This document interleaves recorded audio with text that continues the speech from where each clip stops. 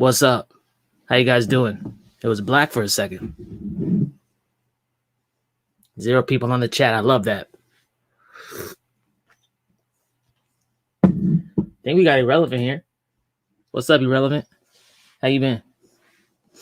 Good? Dope. Let's see. 4 people on here. What's up, guys? Happy Sunday. Or whatever day it is, wherever you're at.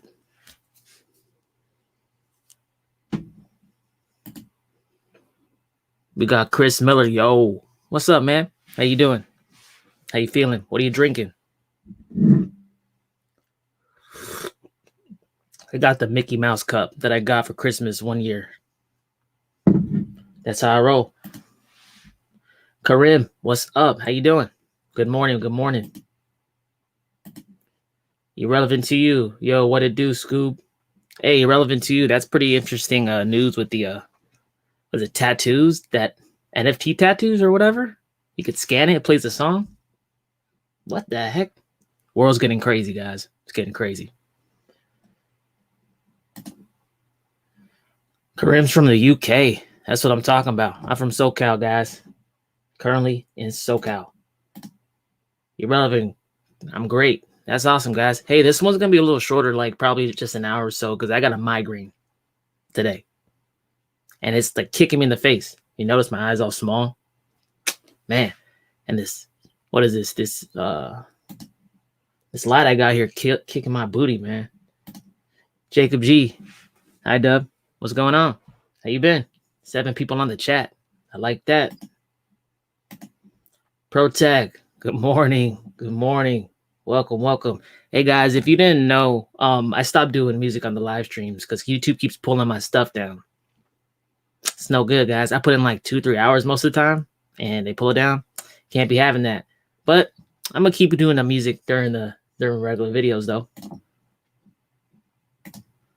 Karim says mana's going mental. Hey, for real. We got a few articles today, but let's go ahead and look at like CoinMarketCap because that's what we all want to look at, right? I'm not sharing. Shoot, my bad. Share video, blah, blah, blah. Shut up. Cool. Okay. Mana. Let's see Mana.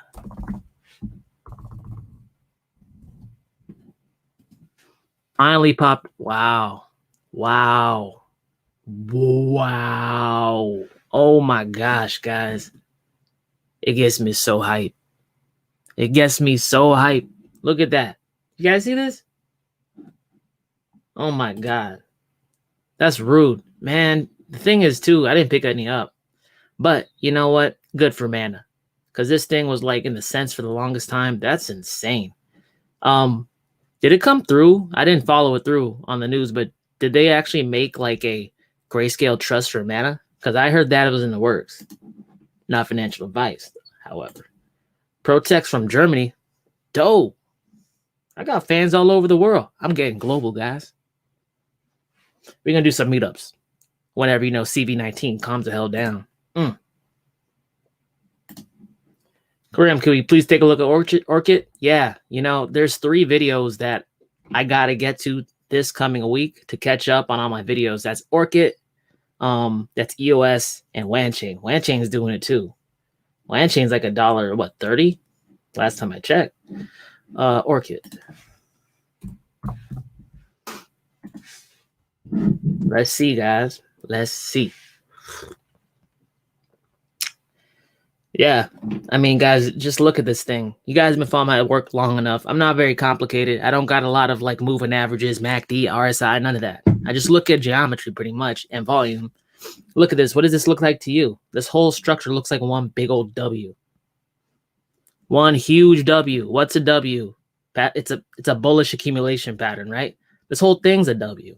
And then notice this bottom right here in March 13th of 2020. That was the lowest point it ever hit, or about, right? 13 cents. The second lowest point right off this big pump when Barstool Presidente jumped in, told all the people from Robinhood to buy it up. We only went down at the lowest point to about 19 cents. I got in around 30 to 35 cents and the thing dropped and I was like, dang. But, in the long scheme of things, guys, this is why I focus on macro investing. You don't got to be perfect. You just invest with the trend. You just got to be smart enough to know that the trend is up. And you got to be smart enough to know that you're buying relatively low. But look, low here, then a higher low. We got a W happening. We got an increase in volume right here. We have a fundamental event coming through with Snowden talking at their private summit, end of the month? Hey, that's why I'm going to be doing a video on Orchid, because I have a sneaking suspicion that it's going to be taken off not too long after that. Not financial advice. 18 people on the chat. What's up, guys? Welcome. I got a migraine today. My head hurts, but I'm still in it for the wolf pack. You know what I'm saying? I got to show up. Let's see. Who else we got here? Christopher. I'm good, yo. I'm drinking water. Hey, you know, that clean life. We love that.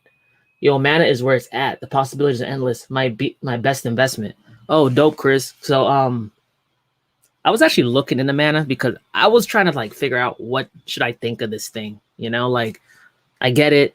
Like when you really think about it, and if it gets taken like seriously into the future, it's really like the best advertising space in the universe, right? Because geographic advertising is just people who are passing by, but people advertising in USA can't be seen by China, vice versa. But with the internet, and there's this one platform like the Decentraland happening, you got everyone all over the globe who just logs into Decentraland to see whatever you post on your real estate.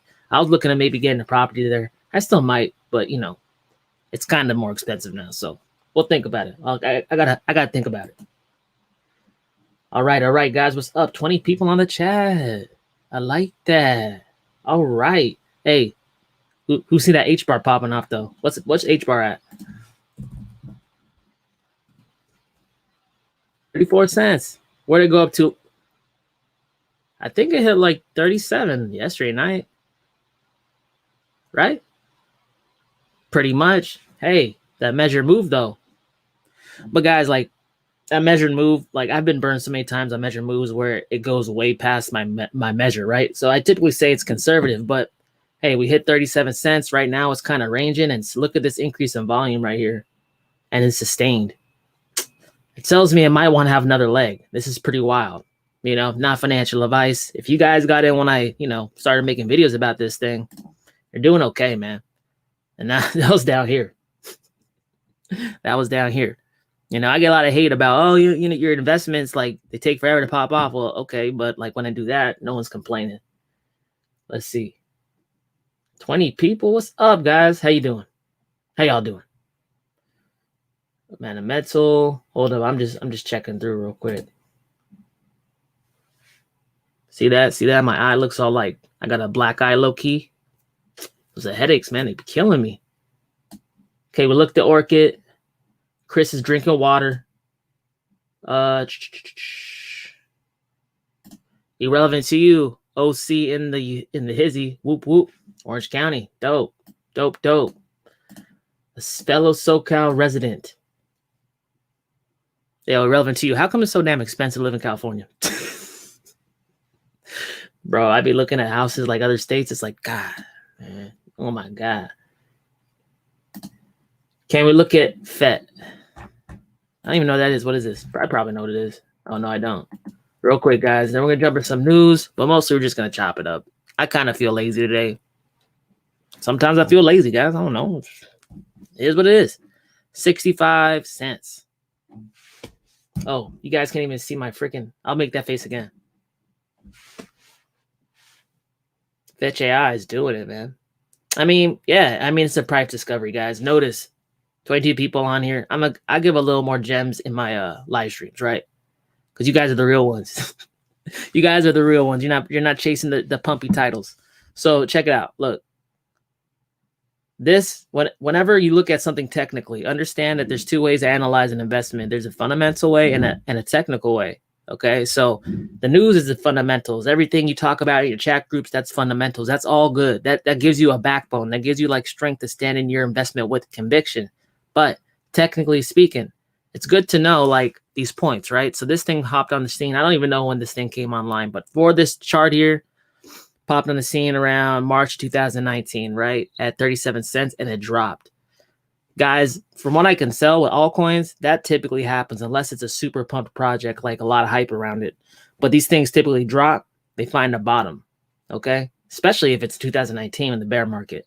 Finds a bottom. We get some accumulation signs like, these W's happening right here. Then it starts breaking out. Notice where it started chopping the first time. It went from 5 cents to 25, 24 cents, okay? It starts chopping here. DubDigital, why is it chopping there? Well, charts have memory, right? Where's the last, where's the last time it reached that? June 10th of 2019, okay? The 23 to 25 cent level, that was like a high, a cyclical high. Therefore, because we got to that point again, we're chopping. It chopped, did its thing. Some volume came through, shot us up. And you see we had some chop here too. Again, right here. The last time the chart was here was whatever the hell that was. 32 cents in 2019, May 2019, right? So guys, when you're looking at these charts, it's really easy to see like, okay, this thing's approaching price discovery. Maybe I can get a cool, quick pump if that's your thing. If that's your thing, we all have different timelines for investing. All right, guys, we got some people up in here. That's dope. That's dope. Okay, let's jump into the first article here. Software firm Meitu buys 22 million of Ether, 17.9 million Bitcoin for its treasury. Dang, guys, that sounds like my bags. Psych. Rip. Cayman Islands. Cayman Islands Incorporated Meitu said it bought 15,000 Ethereum and 379.1 Bitcoin in open market transactions on March 5th. Really? That was like a one-time purchase for them? Damn, they must have a lot more money. Let's see. Hong Kong listed Meitu Inc. Hopefully I'm saying it right. I have no idea, guys. Which makes image and video processing software, said it had purchased 22 million in Ether and 17.9 million in Bitcoin, making the first time a firm has disclosed a major purchase of ETH in its treasury. Guys, like, you guys, you follow me on Twitter probably or something, right? Or even on my videos. I'm always kind of dumping on ETH, okay? Like, that's only because I'm frustrated about the gas fees. Like, if you looked at me like last cycle, right? I was like propping ETH up, and I did it for 4 years, and I'm getting really tired of doing it. All ETH has to do is reduce its gas fees, and I'll love it. But the real moral of the story is this, guys. When you look at enterprise adoption, when you look at institutional adoption for crypto investments, it's really just Bitcoin and ETH at this time. Yeah, there's Grayscale Trust and all, and that means that those are probably more clear regulatorily speaking. But as far as like big money, like big portfolios, doing futures, like trading and stuff, freaking ETH and Bitcoin are where it's at. ETH is starting to get adopted pretty heavily and widely by other institutions. Meitu said it bought, okay, we talked about that.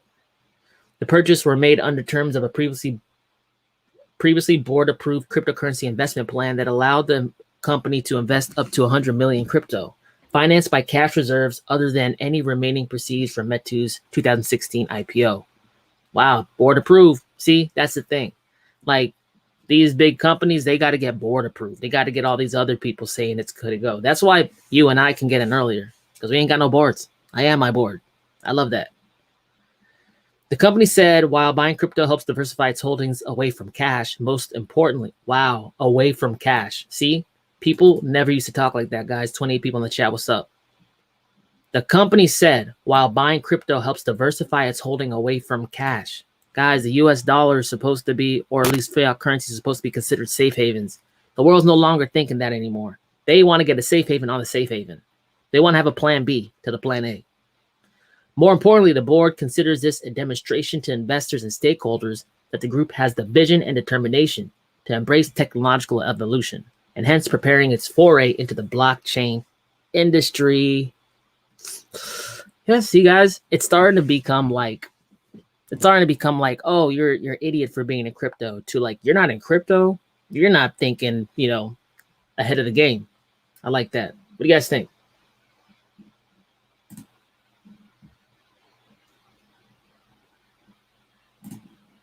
Jody Patrick, take a look at Elron. Okay. Okay, Jody, you've been on me since yesterday, I think. I'm gonna look at Elron, man. I'm looking at Elron. It pisses me off. I'm gonna look at Elron.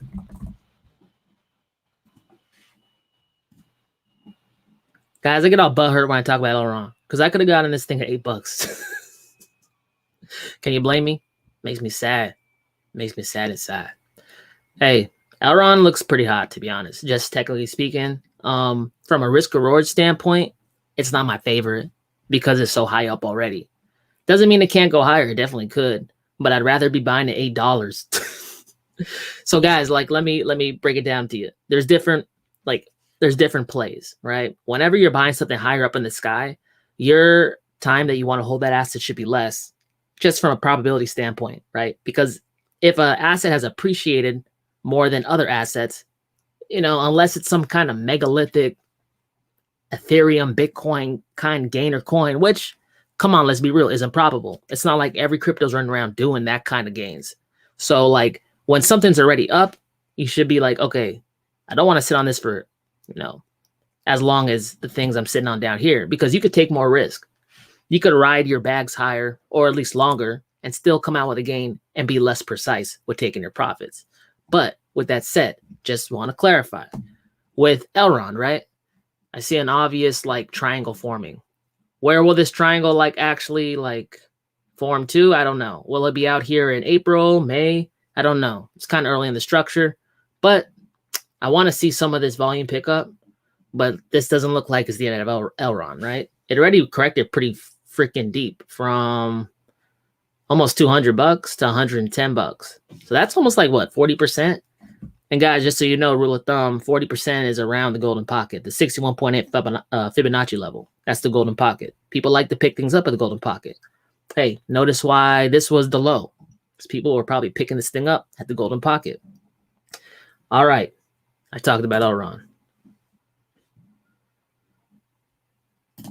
We got to do. I just did a video on it, guys. 31 people in the chat. What's up? Thoughts on Digibyte? Hey, well, I just did a video on it. I like Digibyte. Always like Digibyte because when I look at Digibyte, I see just a rock solid community. And if you guys know anything about cryptos are more or less just network effects. That's what gives it value. Like a Bitcoin doesn't matter. Ethereum doesn't matter. A Chainlink doesn't matter if no one's using it, right? So the more people who are loyal to the chain, using the chain, buying the dips, it makes your investment platform more sturdy. I like Digibyte because of that. Because I know the investment platform's sturdy. There's people buying every single dip, iron hands, going through multiple cycles, holding Digibyte, not selling. I like that. But on top of that, I like how Digibyte has 5 algo mining algorithms. So the centralization of Digibyte is hard to do. That's something that, you can't say Bitcoin very successful at, right? But on top of that, I like that it's fast. But more importantly than that, I like how Digibyte has technology going for it. I just went over in my whole video about the add to my ID thing. Guys, what's the point of having a password manager if your password manager can get hacked? You know what I'm saying? I've been looking for a decentralized password manager for the longest freaking time. Add to my ID is finally coming online. They got integrated into Google Chrome, Firefox, Brave browser, Microsoft Edge. Okay? I can just see you know how Brave browser just took off because everyone started using it? Digibyte might have one of those moments. That's why I bring it to you. Because I want to tell you about it before it takes off. You know what I'm saying? Not financial advice, guys. Chill out, man. Not financial advice. Guys, welcome to the chat. I got a migraine today. My bad. I'm a little lower energy than usual. But I'm drinking coffee. Man. I don't know. Anything's possible when you drink coffee, you know? Arash. Hi, Dub. Hey, what's up, man? How you been? Take a look at Dia. All right, man. This one's going to be a little more chill, guys. I'm just going to look at some coins, talk about some news. We just went over the Met2 stuff. A lot of the news, guys, happens to be more institutional money pouring into crypto. It's funny because I know, I've been doing this for 8 months, and I had people telling me that crypto's dead. Where are those people at? I don't see them. Because there's so much money coming in here, guys. I got to talk a little trash, Dia. Okay. Hold up. People started asking me for Dia, and I was like, Why the hell are you guys interested in DAI so much? DAI is a stable coin. My bad. I was wrong. 200 million cap supply. That's good. At least a cap supply. Ooh, where's it at? I got no Binance KuCoin. Okay, so guys, like if you're in the USA, it might be a little hard to get unless you're using KuCoin. A decentralized information asset is an open source Oracle platform that enables market actors to source, supply, and share trustable data. Oh, it's an Oracle. Okay, so this is like a Chainlink competitor. This is like a band competitor. Okay, I like that because I'm pretty underleveraged, not underleveraged, but underexposed to oracles. Like, you know, I like to make what I call a play. It's basically just an investment thesis because I know like certain components of the ecosystem will be important. Just like Chainlink made DeFi possible, there's a lot of other little sectors that are under, you know, noticed. So this is interesting. If you guys relate to the Chainlink game, doesn't mean that Chainlink's the only oracle. It just means that oracles are important. And if you think of that way, things like this makes it pretty interesting. I like this. This whole thing, this was the initial pop off. You guys remember when Uniswap dropped on the scene, that thing went to like $3.70 right away. Then it dropped. See, like I told you, it pops up, drops. Because this is like that hype. People are FOMOing in. They're thinking like, oh, it's going to the sky. And then it falls out from under them. They lose a bunch of money. If you're patient and, you know, if you're patient and you just like are okay with the risk of it running away from you, you're detached. You're not so emotionally involved. Most of the time, these things come right down here. This thing did a low key, pretty broad W, but it keeps grinding up and the volume's picking up. Once it gets back to this level, about $4, then it's in a price discovery. And we see what things do when they go into price discovery. They just go freaking ham. All right, all right. Hopefully that was cool, Arash. Oh, shoot, I'm too far away from the mic. I'm too far away from the mic, guys. Gotta chill out. Let's do one more article, though. That'd be cool.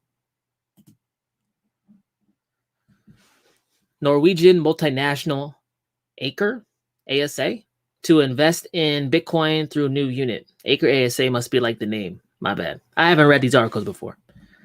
Another publicly traded company is buying Bitcoin. Acre ASA has set up CTAS. What are these names, man? Come on, guys. You could do better than that. I know you might not be creative like that, but damn. A new unit that will hold all its liquid assets in Bitcoin. Whoa. Will hold all its liquid assets in Bitcoin. Dang, that means all their money in Bitcoin. Hey, these guys are ballsy. I like that. In brief, Norway-listed Acre ASA has set up a unit to focus on investing in Bitcoin projects and companies. The subsidiary CTAS will keep all of its liquid assets in Bitcoin. Cool. So they have two divisions of the business, right? They have one branch that invests in like crypto companies that get like recurring revenue because of the service they provide or the protocol they provide. That's like cool, right? That's like cash flow. And then they have like the store of value component held through the subsidiary CTAS, which is basically like the bedrock. This is the gambling branch. This is like the bedrock branch. I like that. That's a cool split. A Norwegian holding company controlled by billionaire investor Kjell Ingo Rock. What the hell? I don't know, guys. I'm bad with names. Is establishing a new business unit that will focus on investing in projects and companies throughout the Bitcoin ecosystem. The company announced Monday. CTAS plans to keep all its liquid investable assets in Bitcoin. It started with an initial purchase of 2,000 BTC. That wouldn't even make sense. My bad. I won't be so lazy, guys. I'll say it. Dang. 1,170. It wasn't that hard. BTC, or 58.5 million. As a result, Acre ASA joins a growing list of publicly traded companies with direct exposure to Bitcoin through investments. Bitcoin is our treasury asset, and our strategy is to hodl, the company said on its website. Oh my God, guys. Our treasury asset. They're not using US dollars no more, guys. Do you know why that is, guys? I'm getting hyped thinking about economics and stuff because everyone sees Inflation risk, inflation expectations. The Feds increasing their inflation projection by like 50% from 1% to 1.5%. Everyone's getting nervous. They're getting nervous. They can't go into what they usually go into. They can't go into dollars. They're going into crypto. They're going to pump our backs to the freaking moon. I like that. Oh, man. 34 people in the chat. What's up? I got a migraine, but I don't give a damn. I'm drinking coffee, guys. Let's get it. What do you guys think? You make you guys nervous when I got all close like that? No? Let's see. Irrelevant. What do you think about the new marketing manager of WAN? Looks like marketing is kind of started for the WAN ecosystem. Good. I like it. Hey, he's going to get a lot of, it's going to be hard, guys. Like I've never met him, or I don't even know who he is. I've heard that they've hired somebody though. But like for WAN, he's got a tough road ahead of him because most people who hold WAN are mad. I know I make videos about WAN on YouTube. I know they're all pissed. But like, look, once we break through that, WAN's going up a little bit, right? Once WAN goes up a little more, people start feeling like, okay, WAN wasn't a scam. WAN just like went through a bear market, like I've been telling them, you know, but it's good, right? Because WAN's doing all this. WAN built out an ecosystem without any marketing. I think I was like the main marketing guy. And I'm just a dude in my closet. Literally. I'm in my closet, guys. Okay. It's not like that. Calm down. Calm down, guys. God. But like, you know what I'm saying? Like they did all of this without any marketing. They built a cross-chain DEX without any marketing. You and I are in it without any marketing. It's like the perfect storm. I love it. Hey, it's risky. You know, WAN's not exactly like a top 25 altcoin, guys. Like, I'm not going to say it's not risky, but hey, I'm not in it for a little gains. I'm in it for all the gains, guys. What the hell? But yeah, that's cool. Any marketing that goes forward on WAN is positive, in my opinion. Chris Miller, do you think REN can pop off? It seems very useful, but the regulators probably won't like it. Yeah, I thought REN was gonna pop off in well, REN started popping off in 2020. Let me hold up. Let me pull that up real quick. What's up, guys? 34 people. I like that. I get more energy as people come in. So get your friends. Get your mom. Sometimes people bring their mom to watch this. It's cool. Crypto moms. Hey, those are real MVPs. Crypto moms. What am I talking about? Let's keep going. REN. Check it out, man. I bought REN at 10 cents. You know what I'm saying? REN's gonna be useful because that's the thing, guys. Like I've been saying, like everyone thinks, and I'm trying to shift it. I'm not trying to shift the way you guys think, but I'm trying to politely show you an alternative way of thinking, right? Because I know some of you guys really, really like your coins, and there's nothing wrong with that. I'm not saying that. I get it. You know what? The best investment for you is the one you actually have conviction in and believe in. But with that said, don't fall in love with your favorite coin. Because the name of the game is interoperability, right? Because like WANchain said it best, there's this thing called value islands, right? There's a whole bunch of money on Ethereum. There's a whole bunch on Bitcoin. There's a whole bunch on chain. Like they can't talk to each other. So anything that lets you get value from to, you know, XY location is going to be very, very valuable. And we're seeing that now.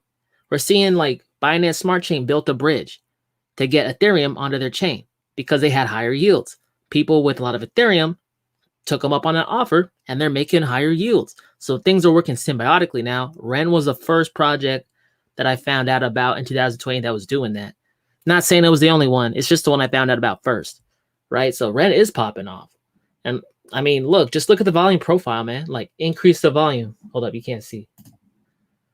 Increase the volume. This thing's shooting up to the sky. It's probably going to like, you know, up and down for a little bit. And then that's another like rising triangle. It's hard to see without like the trading view. I could go in trading view, but I'm lazy today, guys. My head hurts. But like, yeah, then it's going to go up again. Not financial advice, but to me, just look at it. Look for triangles, ascending triangles and volume to match it. That means people are buying it up. The chart's telling you that, hey, this thing might want to go higher. I think it will. 37 people. What's up, guys? How's it going? All right, I'll speed it up. I know you guys get all mad when I go too slow. Okay, we talked about that. Reverend to you, the price of living in Cali. Crazy we used to build out. Now we just pack them and stack them. Hope you feel better, bro. Thanks, man. Appreciate it. Cali's expensive as hell. Sean Pesto. What's up, Dub? What's up, Sean? How you been? I like it. Sean's a homie. Bro, can you please take a look at ELA chart for the for good entry? Appreciate your help. Yeah, I'll check it out, man. I don't do too much. I just did one video on ELA. I don't plan to do too many more. It was just like such a good low price. I haven't looked at it recently though. $81. Okay, so it's still on the floor, guys. Let me just explain this though, guys. If you're thinking like, hey, DubDigital, you said it was going to take off, and guys, like I look at the day charts, right? So typically it takes weeks to months for these things to play out, but it happens to work very good the way I invest for people who don't got like fat stacks, people who have a a job that have like get paid over time, because it gives you time to put significant amounts of money in it. Because as you get paid, you can put some, pay to get put some. That's how I have excelled. There's different ways for you guys to do it. If you like to, have a lump sum of money and do that, I just got started doing it. I got better doing that, and I've stuck to that. But check this out. This thing's low as hell. It still's got to go up here. That's for real, guys. That's not that complicated. But look, like a good entry, freaking now. This thing is winding up. Look, the volume was a little bit, and now it's getting bigger. Okay, whenever volume's increasing, that means more money's flowing into the asset. And if more money's flowing into the asset and the price isn't moving, it means that people are selling down on it because they're all bearish and they're haters and they think that crypto's never gonna go up again, even though it's going up a lot, right? But like, look, this is a triangle. I wish I could show y'all. Triangle. It's rising. Volume's building.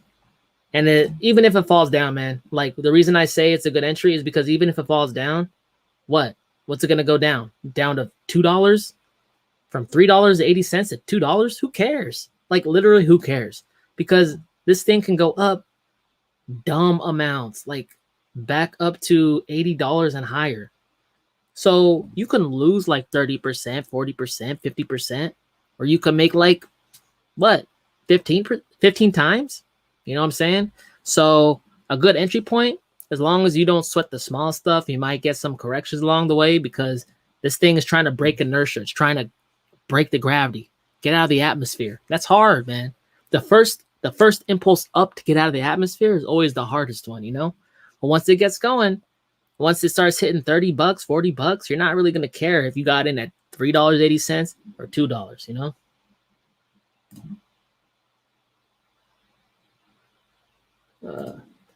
Grayscale created a Zcash trust, so that's great. Yeah, they did. I mean, that's the reason I got into it, to be honest. Grayscale had it. No one liked it. It was $80 when I was looking at it. I was like, what the heck? Why isn't no one buying this? I just bought it because I was like, they're going to push big money into this. Dwayne Saylor, what's up? How you been? Thanks for joining. I think crypto is still a casino. Maybe in far future, it will be used to pay normal things. Well, everything's a casino. The stock market's a casino. That's investing, bro. Price discovery, like the risk that comes from price discovery is your opportunity. It's also your risk, but the same risk is your opportunities if you play it right. Because whenever there's something new, people don't know what the hell's going on, and you can take advantage of that. Chris thinks we're on the verge of mass adoption. What do you guys think? Blind Dave in that house. What's up, Blind Dave? How you been, man? I haven't seen you for a little bit.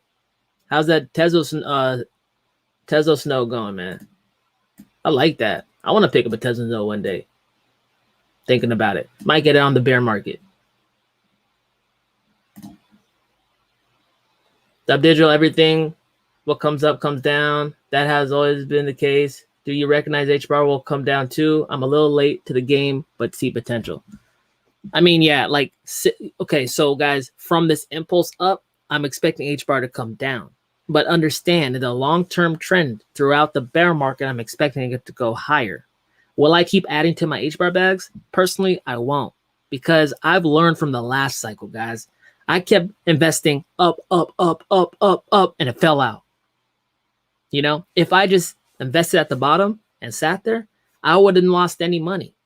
You know, so I'm trying to do it differently. I was very aware early on in the cycle. I invested a good amount of money early on in the cycle, and there's no reason for me to really add any more. But if you're trying to get into HBAR, what I like to do is like get some skin in the game, right?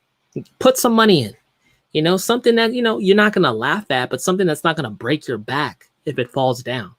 You know, this is just simple risk mitigation, because, I mean, to be real, if you save some money and it does fall down, bang, you got it. You killed it. You finessed that sucker. But if you put all your money in, then it falls down, now you're not happy. Now you're sad. Now you're stressing. And a lot of investing is trying to figure out how to like outsmart your mental, like your primal, how do you say it? Like your animal mind that wants to be like, oh no, I can't pay my rent. I'm going to sell. And you take a loss, like 40% loss. But if you have longevity, if you can make your brain switch from, dang, I lost money, to I just picked up a good deal, that's how you have longevity in investing, man. So like, get some skin in the game, but know that it's going to drop down at some point. Will it be at a higher point than it is now? Maybe, but you know, this ain't really a psychic channel. So we do things off probability here. So hopefully that helps, man. There's strategies to help mitigate some of that stuff. 36 people? Wow, guys. Making me blush and stuff. Let's do one more. Let me catch up some more. Good vibration. I'm late. Did you mention Zcash? Just a little bit. Zcash is cool. Like, let's check out Zcash right now, because I got some Zcash followers here. Hey, and you know, shout outs to you guys, man. My following is pretty cool. I like my following because you guys like to hear about different projects. I like to do that. You know, if we could listen about different projects, we don't have our head in the sand. We can see opportunities, right? We're here to make money, not to marry a coin. Check it out, guys. 34 people. Zcash. What is this in it? $150. Okay, just back to all-time highs. This thing got, I think it was $900, right? And back to all-time highs, it's like $5,300. Right? I like Zcash, made by the Electric Coin Company, Grayscale Trust. Hey, what's there not to like about Zcash other than that it's low? But hey, you know, that's not really the seasoned investor talk, and that's just really the person who doesn't like cheap assets.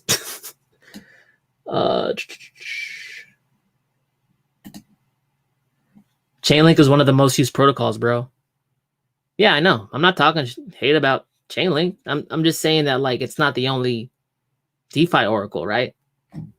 Like everyone in crypto has this idea like this is the one, it's the only one. It's like, no, man, like who says Chainlink even has all the bandwidth to service all the like protocols? It probably doesn't. Some are going to use Band. I saw partnerships with Band. Some are going to use both of them. Some of them are going to use this DIA thing.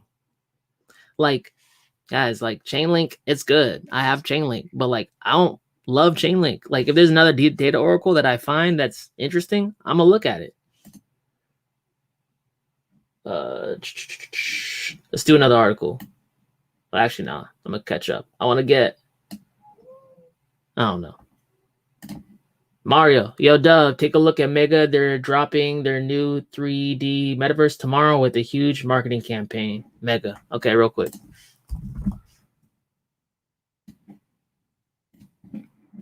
$55. Well, I missed this, man. This thing took off already. I ain't gonna touch that. But that's hot. Look, this is the buy the rumor, sell the news thing, man. I'm assuming it's gonna drop at some point. Interesting. If you're in it, awesome. This is a huge game. Not for me though.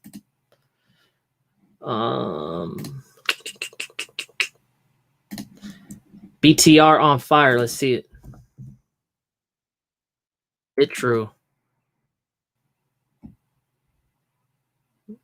Yep. That's another one. I ain't touching that. But this is hot. What a deal. From 4 cents to 40. That's a 10x in 2 weeks, guys. Welcome. This is altcoin season. And it's not even what I'm expecting to be the real altcoins. This is not the real drop down in Bitcoin dominance. We're just getting like a taste right now. This is insane. Any thoughts on CVC? OXT is next alt on board for a takeoff. CVC? Yeah. Hold up. Civic.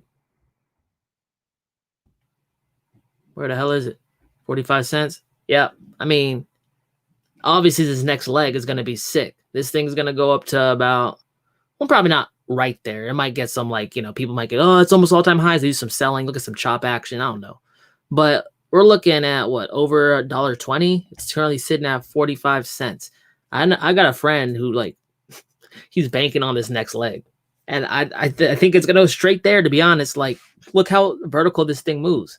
Civic also, what? It's in interoperability, right? Or identity management. My bad.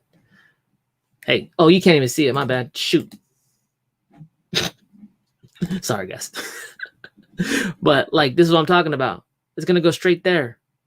Because where's the real resistance? Probably might get some around the $1 range. But it's not too much resistance, guys. Civic's looking cool.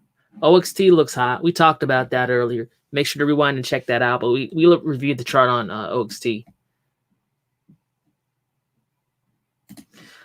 Blind Dave. Last major purchase of DGB was at 0.0035 cents. Cheers, guys. Hey, Blind Dave knows how to do it. Blind Dave be buying low and selling high. See, guys, like, there's people who have bought way earlier than most of you have. You got to be mindful about that when you're buying tops, because there's people like Blind Dave about to dump on you guys. And I don't say that to be like mean. I don't want to see you guys to get hurt, you know? So, like, that's why I say, hell, too high for me. I'll pass. It's because, man, like, I know there's people who were in a way before me and they're going to dump on me. I don't want to be there. I don't want to be close to that happening to me. I'd rather be people, you know, find an asset that's still on the lows, that's still quality.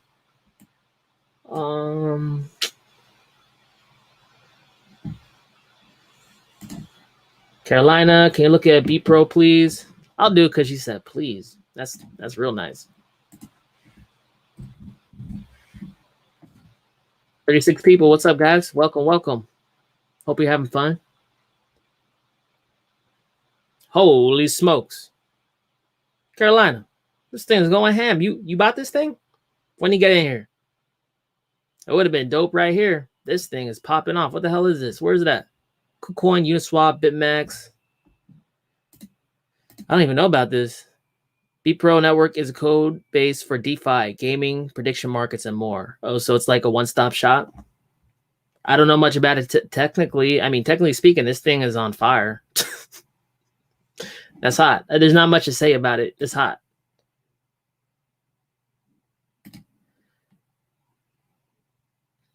Have you covered Mana, Decentraland? I was looking at it around 30 cents and it's popping off in a moment. Yeah, we did. But Mana, hey, that was another rumored Grayscale Trust coin, right? And it's going ham right now. I didn't get into it. I was thinking about it, didn't get into it, and I'm definitely not going to get into it now. I think it's a good asset. I like the whole Decentraland thing. I just don't like how high it is because I don't want to get wrecked. Look, guys, I got wrecked last cycle. I ain't about that no more. I'm better now. I'm trying to do it better now. You know what I'm saying? Risk and mitigation, that's the number one. Because you can make a lot of money investing on bottoms and things that haven't taken off yet.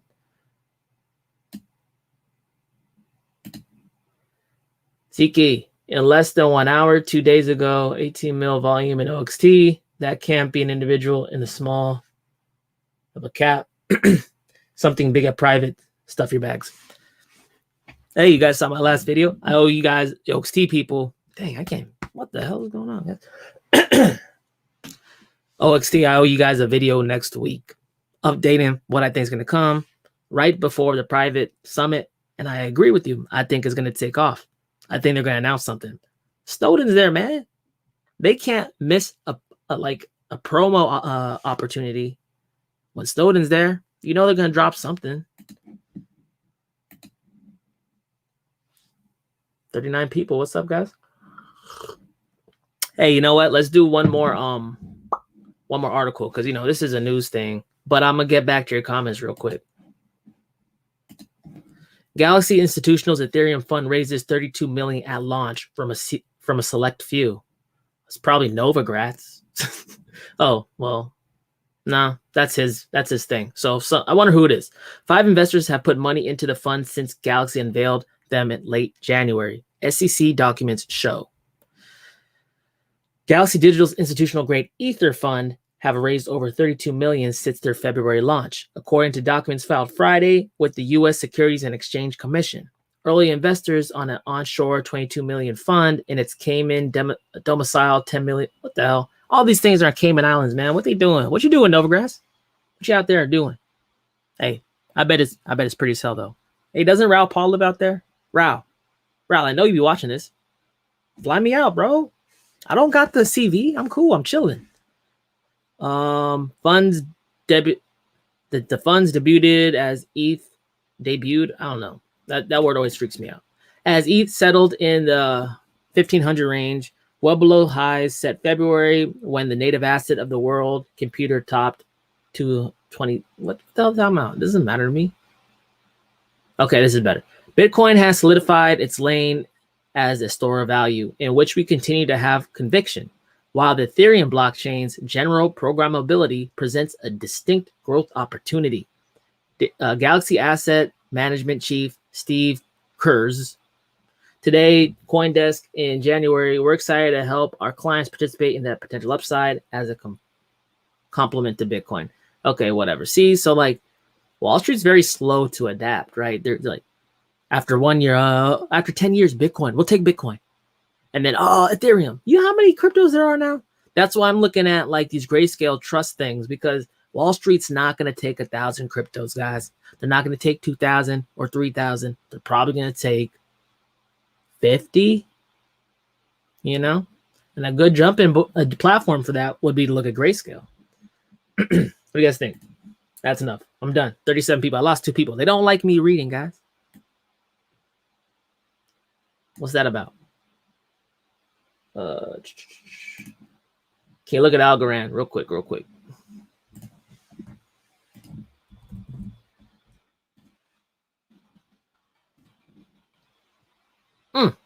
Wow. I mean, Algorand's hot too, man. Like, look, you guys notice? You guys should probably start understanding what triangles look like without lines, right? Like, they look like a certain particular structure on the chart. This is one of them, man. This is one of them. You had an increase in volume. The price went up. That means it's authentic action, like price action.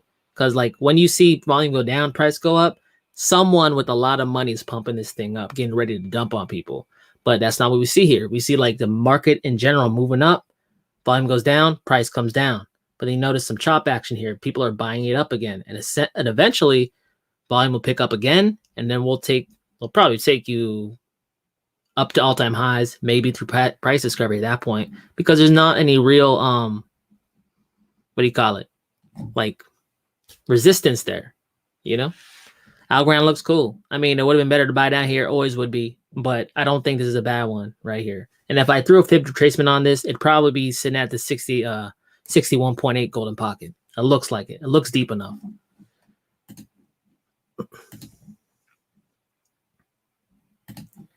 Good vibrations. Pack Global is an oracle that will be partnered with Flare Networks. It's hard to get now, but it should be available on BitTrue by end of month. How do you get it now? Pack Global. Because like that's another one, guys. You can look at the hot investments. Nothing wrong with that. Will they go up? Will number go up, guys? Probably. But I like to look at the new ecosystems that haven't built out yet. Not like aren't in the majority subconscious, right? Flare's one of them. A lot of people like they're looking forward to Flare because getting a drop. A lot of people like don't like XRP, therefore they don't like Flare. But that's irrational to think because Flare is not XRP. It's not, right? You can't just hate everything that's associated as XRP. Does that mean you hate Japan? You know what I'm saying? So like, I noticed that, and that looks interesting because oracles are a big deal. right? They're very useful, no matter what they are, whether it's a chain link, whether it's a band, whether it's a, what was the other one? DIA, whether it's Pack Global. They all give needed information into the blockchain, or else DeFi won't work, right? Anything that has that function in an ecosystem, even whether it be Flare or not, that's valuable. So that's cool. Pack Global, do I have a pen here? I don't got a pen, guys. The hell? How am I going to remember this? I don't know. I'm just going to hope I remember it. Whatever. Mental note taken. Okay. Let's move on.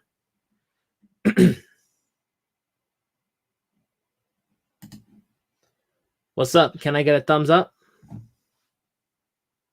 Can I get a thumbs up, guys? Can you hit that like button? Smash the thing? What do they say? I don't know. Hey, guys, sometimes my mic be popping like that. I don't even know why. Hey, is my stream better now, though? Because I used to have a lag, and, I try to fix it. I don't know if it's been fixed, though. Blind Dave, right on. We only want assets. Debt is not assets. Don't want dollars anymore. Blind Dave, coming with that fire, bro. I like that. That's true, guys. Like, look, this is what we call inflation. I'm sorry. What do you think is going to happen when you keep printing all over the world? I know it's for a good cause and like to help people sustain themselves. I'm not going to get into like the morality of that or like what you prefer. I'm not talking about that. I'm talking strictly economics, black and white. Like whenever you print a lot of money, that same money is chasing the same amount of goods and assets. Crypto is a good and an asset. And when crypto goes up, Bitcoin goes up, and gold, silver goes up, it's really showing the world how not valuable fiat currencies are. Blind Dave knows what's up. 37 people, what's up? Thoughts on Walton Chain? Blind Dave, Walton Chain, I've had like this confusion about Walton Chain ever since like 2018, 19, or whenever it came out, right during the bear market. And like it was built by Disney, right? Let me just look at it. BTC. I thought it was isn't it by Disney?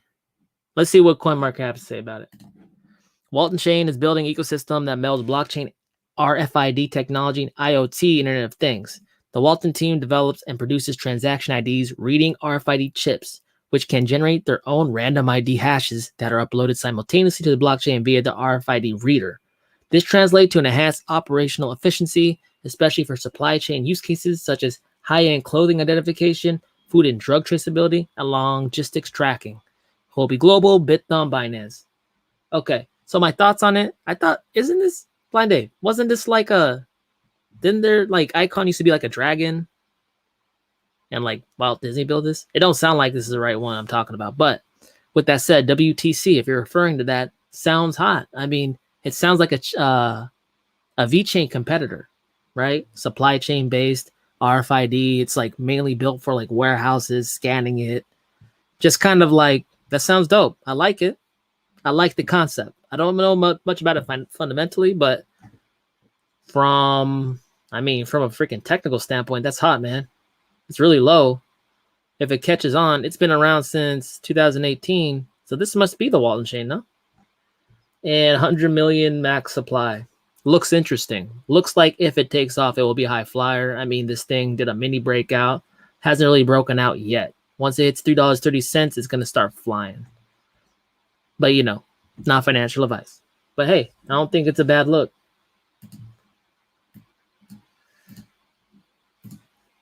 That being said, Kyber Network is a great investment in my opinion. Hey, Chris, I was actually looking at Kyber right now. A lot of people have been sleeping on Kyber, but if you remember 2020, Kyber was hot. Before Uniswap came on the scene, Kyber was the thing. That's why I'm like thinking like, hey, why is everyone like just forgets about Kyber Network? Like it wasn't around. Like people have short memories. But if you guys have longer memories, you can make money off the short memories. Let's take a look. 38 people, guys. I feel blessed. My God. Thank you, God.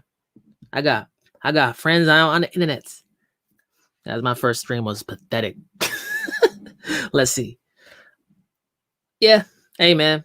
Kyber is hot, right? I mean, it's broken out. It's already had its first like legs up. But look, this is a double bottom right here, man. 1, 2. Look at that W. Guys, I always talk about that W, right? Sometimes the W's are different like sizes. Sometimes it's the whole structure. Sometimes it's just a little chunk. Kyber has this W thing right here. OXT's chart looks like a whole big W. But what that typically means is people like aren't letting it fall flat and L and flatline and die. You know, it's getting a pickup. People are buying it up. It pumps up a little bit, comes down. People buy it up, comes up a lot, comes down. It's going up. It's trending up. Just look at the bottom trend line.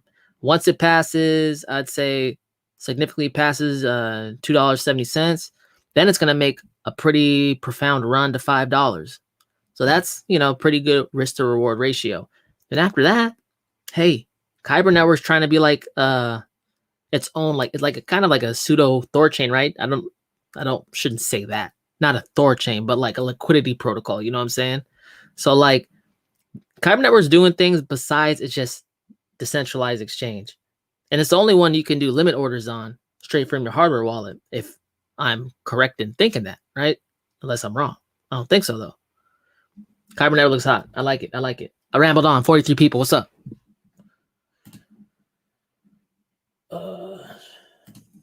Crypto Surfer, DSLA. Do you guys like the news, or do you like to just like check out what people are looking at, get like a vibe on potential investments? Let me know, because like I just set this up as news. Seems like people like need more help looking at charts, getting ideas, talking about things. I'm here to help y'all out, so you let me know. I mean, hell, Crypto Surfer, this thing went freaking nuts. Holy smokes. That's a lot of money. It went from, well, it's not even a cent yet, but like it used to have 3 zeros. Now I got 2 zeros. That's a lot. I'm not going to touch it, man, but this is interesting. This is a very, very strong volume profile. This is very strong. Where can you buy this at? Uniswap Balancer Probit 1 inch. Okay. DSLA protocol is a risk management framework that enables infrastructure operators and developers to reduce their user exposure to service delays, interruptions, and financial losses. Using self-executing service level agreements, bonus, malus insurance policies, and crowdfunded liquidity pools. Okay, so it's like, it's a DeFi thing. How many coins? 7 billion. Well, I don't like that, but you know, it doesn't matter circulating supply. It just means a lot more money has to like flow into this thing. But if it can do that, then yeah, I mean, sky's the limit for any coin. But interesting, Crypto Server. Thanks for sharing.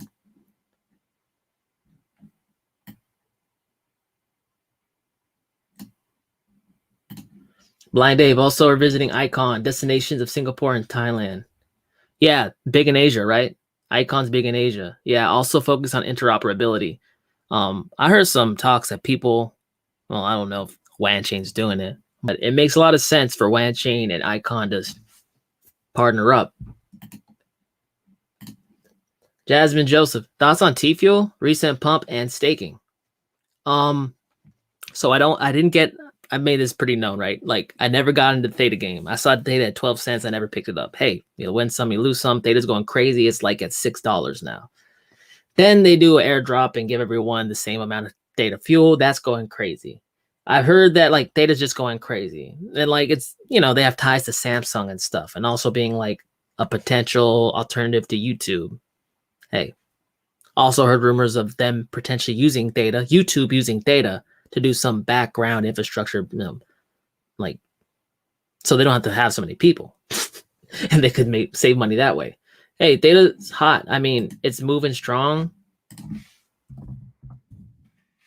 Not much to complain about on it. I mean, look at that. I mean, if you guys got into this, would you complain about that? I know I wouldn't. That's a big old freaking reverse L going up straight to the heavens. Whoa. But yeah, I mean, hey, I missed it though. Am I going to cry about it? No. Am I going to go chase this thing? Hell no. I don't want to get a wreck city, you know? So if you guys are in this, you guys are sitting on some moolah, some buco bucks. If you're not, hey, there's always a bus leaving the bus station. Jerry Jones, what's up, man? How you doing? Thanks for stopping by. Hey, appreciate it. I miss you too, man. Miss you too. Almost caught up in my comments though. Listen up. Let's do this. For now, I'm doing BTC, ETH, XLM, XTZ, Link, LTC. LTC, guys, is looking pretty nice. I like LTC. Why? Because I have some LTC. I got a little more than a little. Let's see. Let me pull it up real quick. Sorry, I didn't finish reading your thing. Listen up. I get all excited when I hear about coins I like. And waiting on my Spark airdrop. Haven't pulled the trigger on small caps yet? Question mark. Hey guys, what the hell am I getting in my Spark airdrop? Like, when's that happening? Because I want that. But I like it. I like when it comes. I like those, man. Like, I think what you're doing, listen up, is pretty conservative.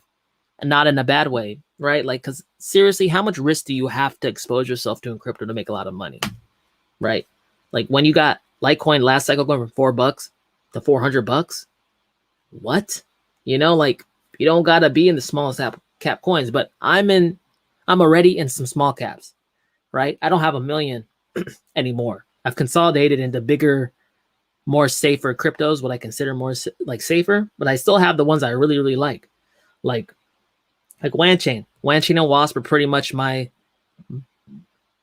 big small cap plays, right? They're risky, right? Because like no one likes them. They're out on the floor. I just identified a project that has good tech, but you don't have to be in every single small cap to win, because the more small caps you're in, the more chance you're actually exposing yourself to losing. That's why you got to do due diligence on the small caps you're in, believe in them so you can hold them, because they go like this. Shake people out, man, right? So like, if you really don't have to get into small caps. You could. But I mean, like, how much is enough, guys? That's a good question to ask yourself. How much is enough, right? Because like there's a saying in investing, like you always want to stay centered, stay grounded. Don't get all like up here, like, oh, my friend made this and I missed out on this and let me chase. It's like, guys, like seriously, how much is enough? Because in investing, bulls make money, bears make money, pigs get slaughtered. Don't be a pig. Do not be a pig. I'll guarantee you will get slaughtered if you're a pig, you know? So like, listen up. I think you can get some serious gains off of these. If you want to take the risk, it's all about how risky you want to get and what portion of your portfolio you can risk. Because like, yeah, small caps can be the difference between a Lambo and a mansion, you know? But hey, if you're starting out with a Lambo, you really don't got to get up into the small caps, you know? But if you are, I got a playlist called Altcoin Hidden Gems. Go check them out. 42 people. I did that already, right?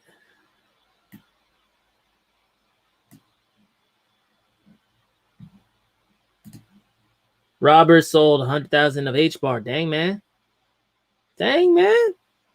You didn't get all out of it, did you?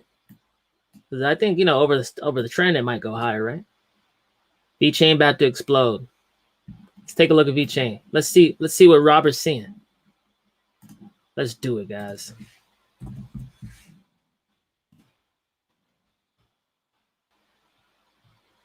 Well, I think VeChain's been exploding. But yeah, I mean, it probably make another like leg up.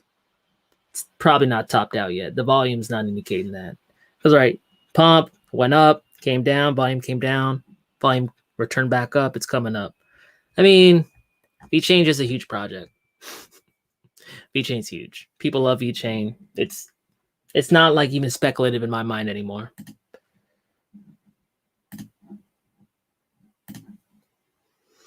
Listen up, talk about BlockFi. I have a stack up in there, stacking, yo. Hey, you know, okay, I'm gonna be real. I'm not all crazy about these decentralized protocols because like there's a code issue.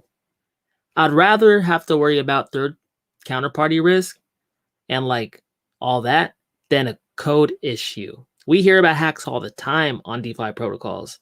Like, I'm not that confident yet in decentralized DeFi protocols, at least serious money, right? So I've been using these C5 protocols like Celsius and BlockFi. BlockFi, I was messing around that last year just to get some yield, just to see like creatively how I could make yield just by like moving money around. And like, and BlockFi was cool. I was getting like what, 10% on stable coins, 5% on Bitcoin, all that. But then when I wanted to pull it out, man, they flagged me and said like, hey, like, this is more than the typical amount of whatever the hell I don't even know how they determine that. And they go like, oh, you just scan your face and then you can pull it off. I'm like, scan my face? What the hell is this, man? 1984? Is that the book? George Orwell? You know what I'm saying? I scan my face. I don't like that. Celsius, as far as I know, doesn't make you do that. So I've been doing Celsius. And they also pay you back in at least US people in the same crypto you deposit. So I'm making some good money off of Celsius, but if you're okay with that, you don't care about BlockFi, BlockFi is solid. Right now I'm using Celsius personally. Hold up, let me see one. I don't like that one. Oh, this is an interesting one, guys, real quick. Real quick. This is interesting. I'm going to pull you guys back to the news for 1 second, but this is what we all benefit from. Major Ethereum gas fee overhaul. EIP 1559 is scheduled for July. So guys, you know the whole gas fee thing we've been talking about, Ethereum sucking. You got to pay $70 just to do one transaction that costs $50. This is supposed to alleviate that. Check it out. Users and investors delight as EIP 1559 is scheduled for July, but ETH miners are less than thrilled. Can you imagine why? Because they love those high fees. They're eating it up, but that's not like good for the blockchain. A highly awaited upgrade to Ethereum network that may result in ETH becoming a deflationary asset is now scheduled for London hard fork in July. Well, guys, just so you know, Ethereum has a horrible track record of actually like hitting milestones. ETH 2.0 was supposed to come out like 3 years ago, just so you know.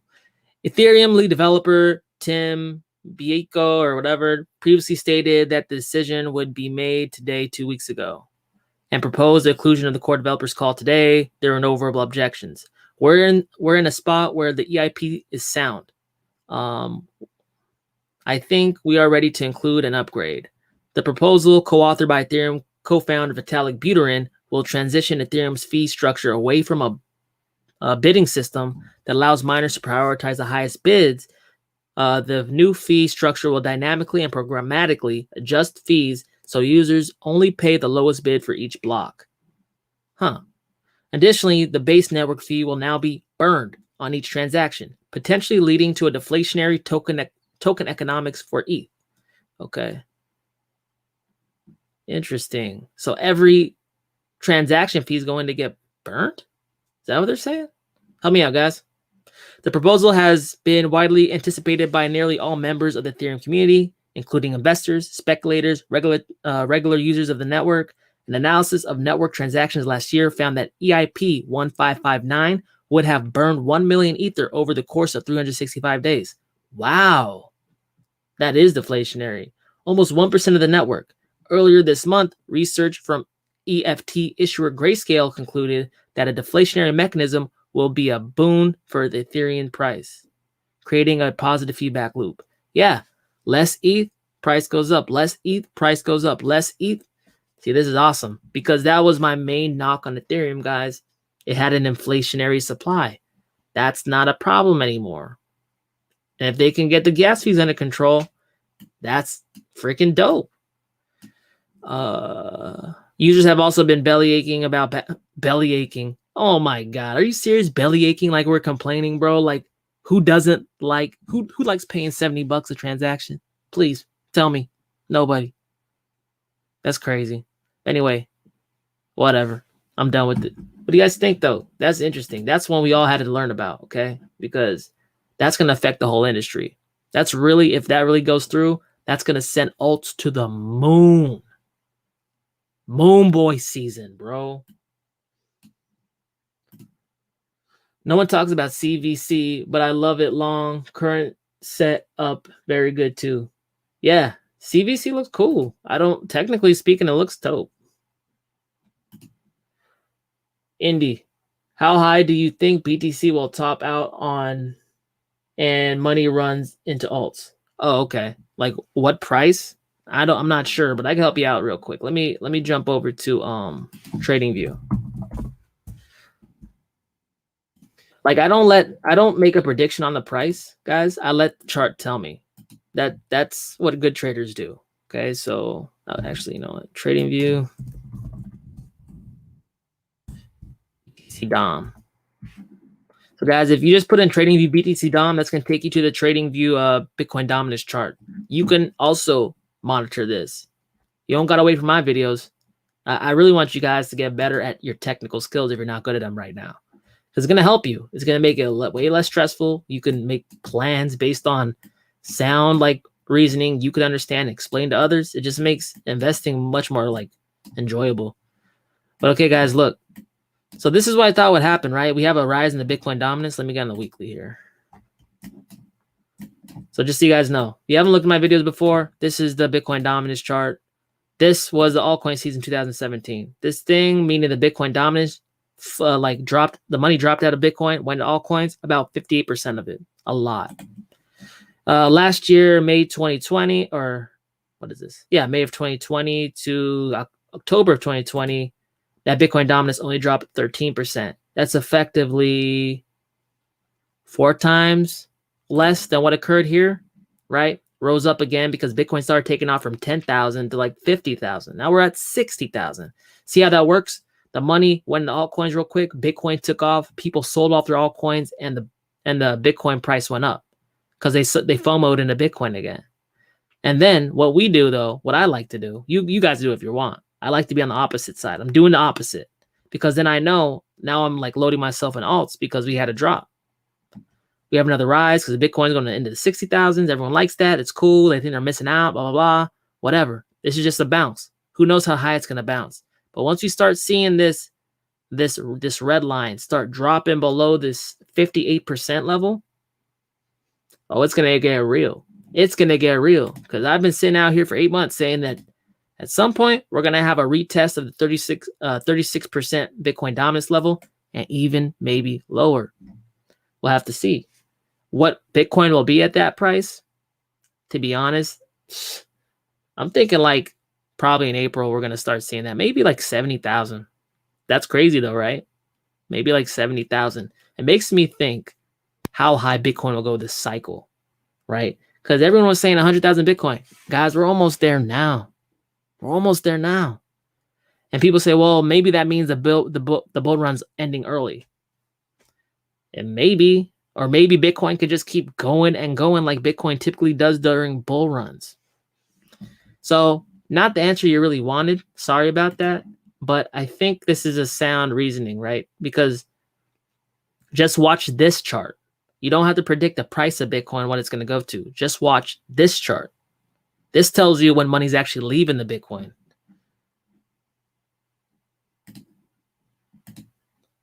What about Decentraland? We talked about Decentraland. It's popping off. It's going ham. You guys been in Decentraland? I've been in there for like the Halloween, like they had like a Halloween haunted house thing. That was tight. I like Decentraland, dude. I was thinking about picking up a spot there. Still might, but like I didn't have a lot of followers. That's a pretty big investment. And maybe like if I get bigger, we can do like VR meetups within Decentraland. That would be really cool, don't you think? Let me know. Let me know if you want me to do that. I'll look into it. Red Cup. We can't use Chainlink for our project. It's too slow for fast apps like My Casino. Okay. Because it's ETH based?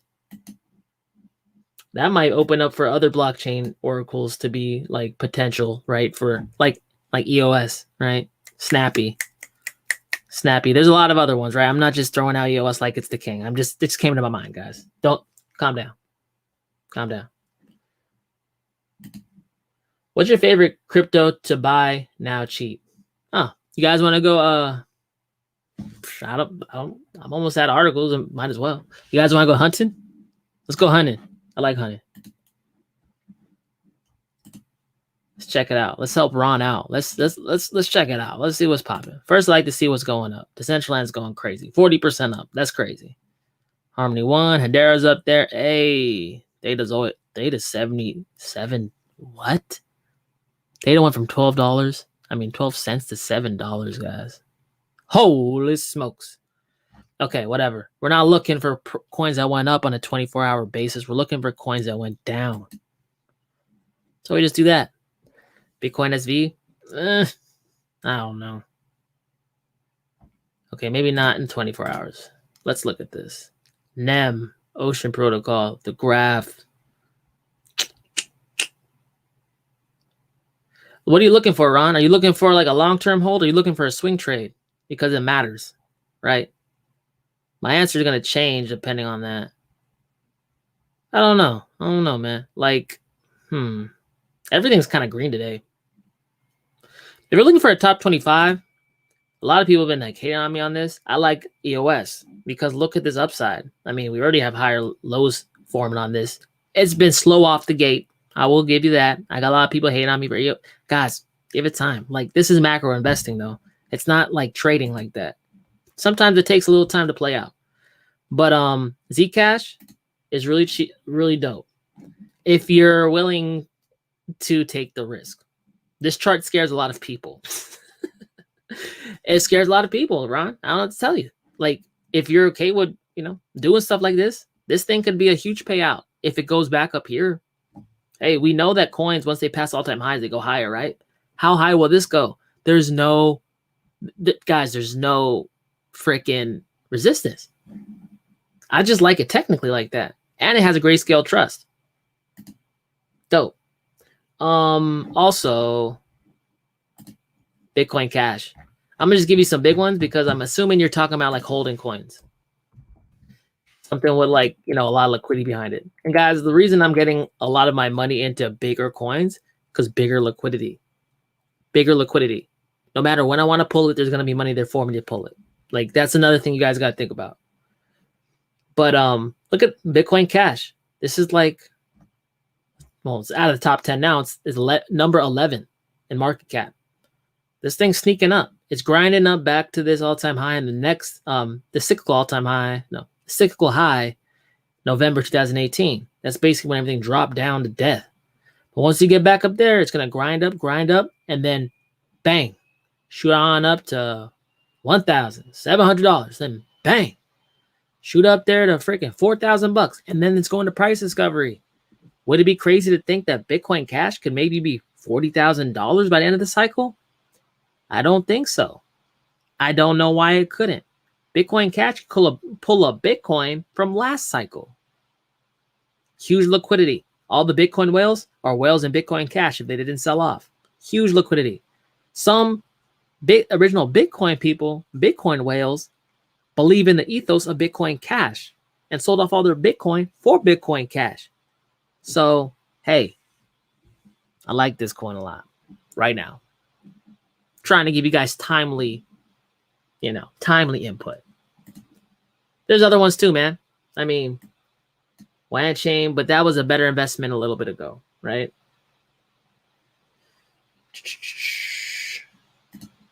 Robert, yeah, no one coin or protocol will dominate everything. Nope, I agree with that. Oh, here guys, let's check out this another Oracle. Jacob G's giving us some fire. Happy? Cause I'm happy. Hey, YouTube, don't strike me for copyright. I know you guys are crazy about that these days. Happy. Okay, sorry, you can't see it. $95. We got total supply is 100,000, 1 million. Wow, what the hell? Is this Uniswap? Jacob G. Dang, you giving me a gem right now? I think Jacob's giving us a gem, guys. Happy. Okay, let's read about it. This thing just popped on the scene 3 days ago. It went up to $120. Now it's at $92. Hey, I got all up in quick swap at $90. Then it went to $500. I like that. And it has the same cap supply of 1 million. This is an interesting one. Happy set of cross-chain smart contracts designed to provide real-time data with stolen funds and compromised wallets instantly on their end user. Real-time data with smart contract security audits, decentralization of data providers, elected by DAO, yada, yada, yada. Okay, so guys, I'm just looking at this thing technically, and from the max supply, I know a coin that performed well with these same stats. But with that said, don't know too much about it fundamentally. engage in your own risk, but it's interesting. Interesting. As long as it's not a rug pull, it looks interesting. Good look. Interesting look, Jacob G. See, guys, this is why you join this channel. We get everyone from every blockchain, bring us together. We find out a whole bunch of stuff that people who aren't talking to blockchains don't find out. Sorry about it. UMA is interesting oracle, but after researching, I've learned that Link and SNX are much more established and proven. Also, Chainlink just made its oracle 10 times faster a few weeks ago. Yeah, so like, that's the thing. Like, whatever makes you feel confident in your investment, do it. Because we all know oracles are like, oracles are valuable. We know this. And if you have a preferred oracle, do it. Because you have the conviction. It's not what anyone else says. If you do the research and you like it, and you could stand behind the asset crashing 50%, 70% because you believe in it. Everyone does. People don't like put that much importance on belief. I do, because I know what it takes to actually hold an asset that's falling down 95%. All your money gone. I know how that feels. It takes a lot of balls and a lot of conviction to get through that. So whatever you do, hold the asset you believe in. That is the most important part of investing. But like, Chris, I like the way you think. But with that said, let me say this. I take a different investment approach. I look at a saturated part of the market for oracles, and then I position myself around promising competitors in that area, right? Because the thought process is like this. Think of like the laws of physics, like diffusion, right? Whenever there's a high concentration of something in the area, in physics, things and particles typically seek out areas of less saturation, right? So we'll start in a ball, like imagine this is Ethereum DeFi. Ethereum pretty much dominates the DeFi oracle like niche right now. But there's other ones around it in the periphery. So it's going to start to proliferate out. That's what I like to do. Not saying it's the right thing. That's just my reasoning. You know what I'm saying? So like, I got some Chainlink, but I'm definitely not adding any more. You know? Like I'd rather jump into another data oracle. But again, that's just me. Okay, Crap, what's up? Hello, DD. I think people will buy crypto with their stimulus check. What do you think? I could see a pump incoming. Well, they did last time. You know, but like people are like in worse shape now. It's been like a year. You know, like people haven't had jobs for a long time. I heard this crazy stat like 13 to 14% of like kids in America are like in poverty now. Like it's really not a funny situation, man. Like hopefully if they do, they're successful. Majority of them won't because they're not investors and they're going to lose that money too. You know, like that's the real thing about this. It's good for us because we're in it, but unfortunately, I think they might. That's good for my bags. It's bad for their bags.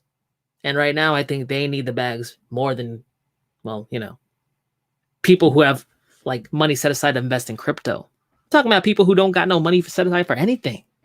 You know, like hopefully they use that money in a way that they can either grow it competently, you know. But I think you're right. I think people are gonna throw that stuff all up in their app on their phone.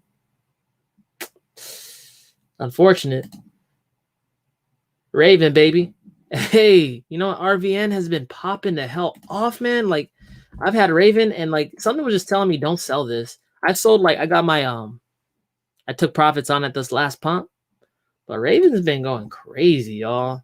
This is because, and if you guys don't know, with this whole Wall Street Bets thing, remember that when Robinhood and Wall Street Bets and all them started buying AMC and freaking GameStop and like killing their short positions, the banking short positions. Well, this is what they're talking about because the banks and the platforms shut out the regular small investor.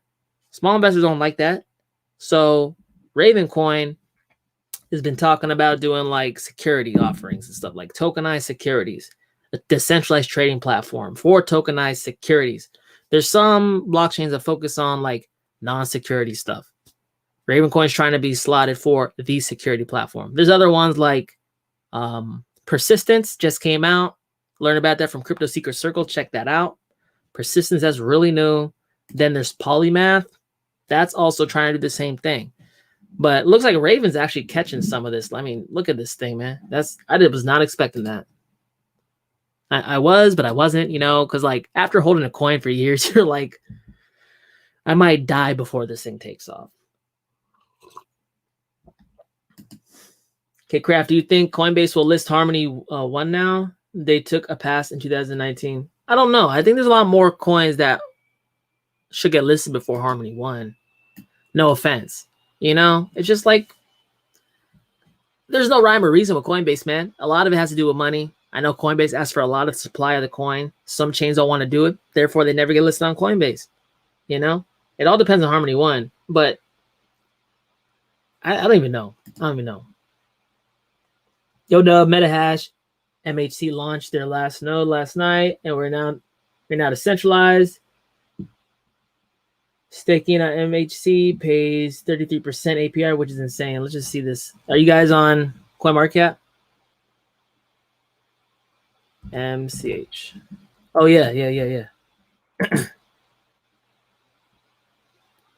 MetaHash, dude. Where can they get it? So KuCoin, Bit4X, and CEX.io. And guys, real quick, MetaHash describes itself as a centralized network for digital asset exchange and platform to build decentralized applications that work in real time. The team hopes to significantly increase the number of the transactions per day, transactions for proof of work mining to multi-proof of staking. Okay. Check it out, guys. MetaHash. Don't know too much technically. Interesting to see all this kind of volume happen right between 2019 to 2020. That's a lot of volume in a downtrending market in an accumulation range. Sounds like someone knows something. There's a lot of max supply, 9 billion or so. But if you can get past that, this, you guys can't even see it, my bad. Check it out, guys. This is MHC.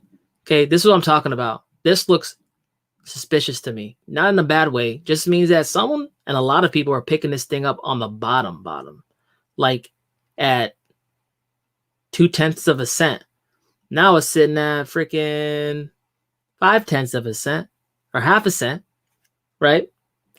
Interesting. It's been in the game since 2019. This thing fell down. It was the bear market.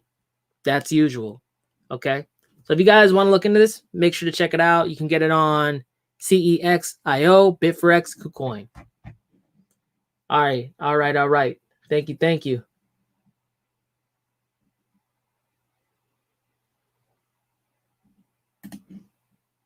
Blind Dave, not dumping, but a little froth up the top to fix up the duplex and get a guide dog to travel crypto events. Hey, Blind Dave, maybe we'll meet up one of these days. That'd be dope. You gotta walk me through this Tezos node thing one day. How about HBAR, DNT, LTC, please? Susan, just because you said please. So nice. HBAR, I mean, do we gotta go over HBAR? I just did a video on it. We'll look at it real quick. My analysis is it's going the hell up. Something in my throat, guys. Goddamn. It's popping off, y'all. It's going up. It's going up a lot. DNT. I think it's going up too. Going up. Hot. Approaching price discovery. HBAR's in price discovery. LTC is probably my most bullish one out of it right now because it's not even back up to all-time highs yet, but it's been consolidating right here. It's already retraced, went up to about $230, dropped down. Now it's going back up. This is the same kind of pattern I saw in HBAR. LTC is going to be trying for another $400 or even above that. And look at this. More coffee, guys. Got. But look at this. Look at this volume. That's nasty. We didn't even see nothing like that last time. Look at this baby volume. Look at this big boy volume. Mama. There goes that man. LTC is going to be doing it this year because LTC is really aged as a blockchain, guys. Like last cycle, it was younger. Now we got Digibyte, LTC. We got a lot of like Decred. Well, no, Decred's a little young, newer than that. What I'm saying is this: like these OG coins, they're just becoming old now. Like they gotta. What is going on with me? They got like a strong following. They got a secure chain. They got all this stuff. They're really growing as a chain. So I'm looking forward to LTC. I went to the first Litecoin Summit. It was dope.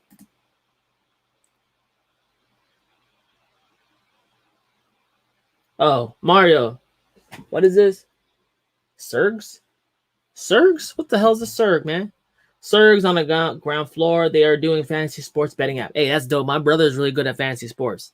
That dude knows everything about sports. Ask him anything. He knows it. You don't even ask him. You just got to think it. He knows it. Let's see. Surgs. I'm interested in that. Turn my brother loose on this thing. Make us $1 million. Uniswap, LinkSwap. Okay. How many total supply is like 1 million? Really? Let's read about it. I gotta read about this, guys. 50 people. Oh my god, guys. I ain't never had 50 people on the chat. Well, come on. Let's get one more. Can I get one more person in here? I got a migraine, but I don't even. Oh, I lost a person. What the hell? Man, you guys. Come on, guys. What the hell? You stressing me like that? Let's see. Surgs is an ERC20 token that is part of the SSL ecosystem. Surgs will be used to mint NFTs, and 2.5% fee is collected on Surgs transactions, which is rewarded to SSL holders. Hey, man, I didn't talk about fantasy sports at all. But that sounds cool. I mean, how do NFTs work in the fantasy sports? I'm looking for fantasy sports because my bro's gonna kill in that shit. But sounds cool. It sounds like the fees going back to the holders. That's tight. Does it go straight to your wallet? I don't know, but interesting. I mean, it's sitting right at price discovery. What was it right here? 56 cents. Right now it's at 54 cents. It's flirting right at that line. Once it takes off, I see like a diamond kind of thing for me here. Probably go up. I mean, it's new as hell. It dropped on the scene. Oh, no. It's not that new. It's not that new. Getting ahead of myself, guys. King Almond. Grayscale Zcash thesis claims that it can reach 54,000. What do you think? What do I think? I like that. Makes me all bullish inside, man. I mean, what's there not to like, guys? Freaking, I picked up my Zcash at $90, 70 to $90. 21 million cap supply, Grayscale Trust. What does Grayscale know? I mean, they're smart guys. I read their investment theses. We should go through some of their investment theses. That would be interesting because I did that for Ethereum Classic. They're calling it programmable digital gold. I like the way these guys think. They think big, and they pushed your big money into that. They pushed your clients into that. If they really start funneling money into Zcash through institutional investors and high net worth individuals, there's no kind of resistance on Zcash past $900. There's no resistance past $900 to $5,000. So will it go to $54,000? That's crazy. If that happens, I mean, dang. I'm speechless if that happens. Maybe I'm nervous. Why am I sweating? My chest. Just kidding. I'll calm down. Let's see. 50 people, guys. I knew I can do it. Thank you. Thank you, Mama. My mom's over there. No, she's not. I don't know. I don't know what I'm saying, guys. Sometimes I just talk, you know? Let's see. Chris, Chainlink also has new prospects using dynamic NFTs, which is going to be huge. NFTs are constantly updated using their Oracle code base. Chris, you like Chainlink, huh? But that's dope. I mean, see, this is the thing, man. Like NFTs, like I just don't know what to think of NFTs, man. Like I have plays for NFTs. You guys jump off my 4 people jumped off my stream after I prayed to God? What? Man, I didn't pray hard enough. But like this is the thing with NFTs. It's like, how do I value it, man? Like seriously, maybe I'm just getting old. I'm 30. It's not that old. But like, how do I value an NFT? This is getting besides the point on Chainlink. Yeah, that's cool for Chainlink. It's more functionality, more utility. But how the hell do I value an NFT? But I have you guys follow me on Twitter, guys. Come on. Follow me on Twitter. It's dope. I'll be sharing all kinds of stuff. But if you guys are broke, because I know how it goes, like when you have some money and you spend in crypto, then you got no more money. You're like, oh, I can't keep spending everything. My wife's gonna leave me. It's not funny. It's not funny, guys. But if you're spending like all your money on crypto, you know you can earn crypto too. You could play like there's a bunch of games now that pay you in NFTs, pay you in crypto. Like I play Gods Unchained. That's my NFT play. I ain't buying no art. I ain't done none of that. I ain't buying none of people's stuff, everyday art, whatever. Nah, I ain't doing none of that because that's too speculative for me. Can you buy an art piece that blows up and makes you like 23 million? Yeah, you could. But like that's not a sure enough bet for me. You know, I'd rather just play a game. Get like card games that actually have some kind of utility. And you know, Gods Unchained, like that has ties to League of Legends, which is one of the biggest games in the world right now, especially in South Korea, leading the esports sector, right? League of Legends devs left Riot Games that made League of Legends to build this game, Gods Unchained. You can sell because the gameplay is very smooth and all that, and the folklore and all that. I applied to Riot Games a while ago. I got like 3 interviews in and they didn't hire me. It was like, bro, like why the hell you have me come down here 3 times? But that's besides the point. You know, they also have ties to what do you call it? Magic the Gathering. And everyone knows if you're OG to crypto, you know Magic the Gathering will always have association with crypto because Mt. Gox, which is that famous exchange that blew the hell up and all that stuff with investors and their money went away, blah, blah. Like, it's interesting. But, you know, NFTs, I ain't going ham on them. Hell no. But if you guys like NFTs, I ain't hating on it, you know. I just don't get it. A lot of it. I don't get the art. I don't get the art. Let's see.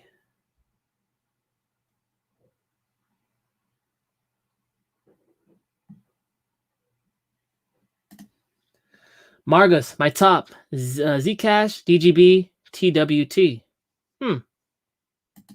Not bad. DGB. DGB, man. I hopefully DGB could like get a major exchange list in one of these days, man. That'd be dope.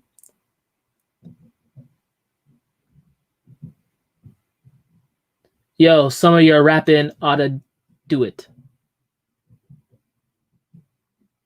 Yo, you guys ain't ready for my rapping.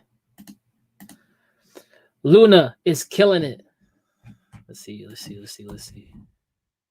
Gary Luna.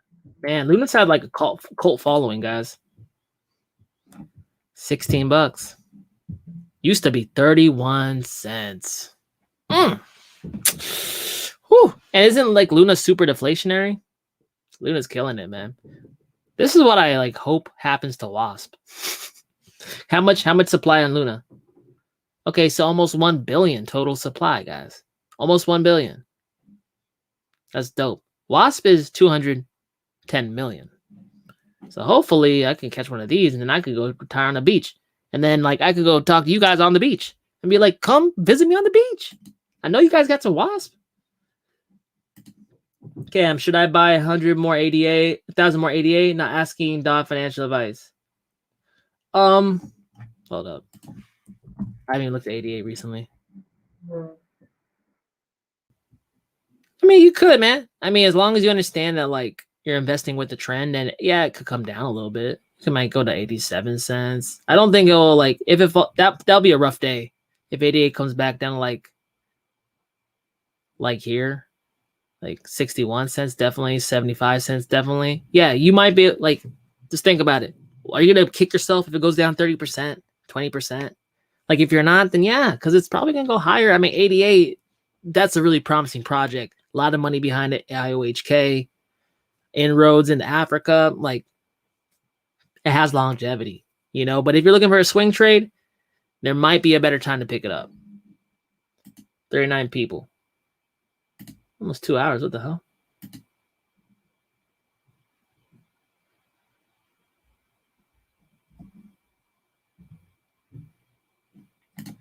Dragon Chain is what I was talking about. My bad. Yeah, my bad. Okay. Walton Chain, you know, Walt Disney. That's why I thought. Duh. Damn, late to the party. It's all good, man. Welcome. Thanks for coming. Where you from, my man? I'm from SoCal, bro. SoCal born and raised. Lifestyle. Hey, I was in your first stream. You had like 17 people. I know. And my internet sucked. I got a better camera now. I got an Ethernet cord now. It's like running out from the freaking our modem out, whatever. It's the hub out in the living room all the way in here. I got like 50 yards. That's how we got to do it, guys. I got a YouTube channel now. I'm trying to be professional. Lifestyle was here though. Hey, Lifestyle, it's been a while, man. Good to see you though. Blind Dave, yes, truly blessed. We're all blessed over in crypto, especially if you're early. We're blessed as hell. 37 people.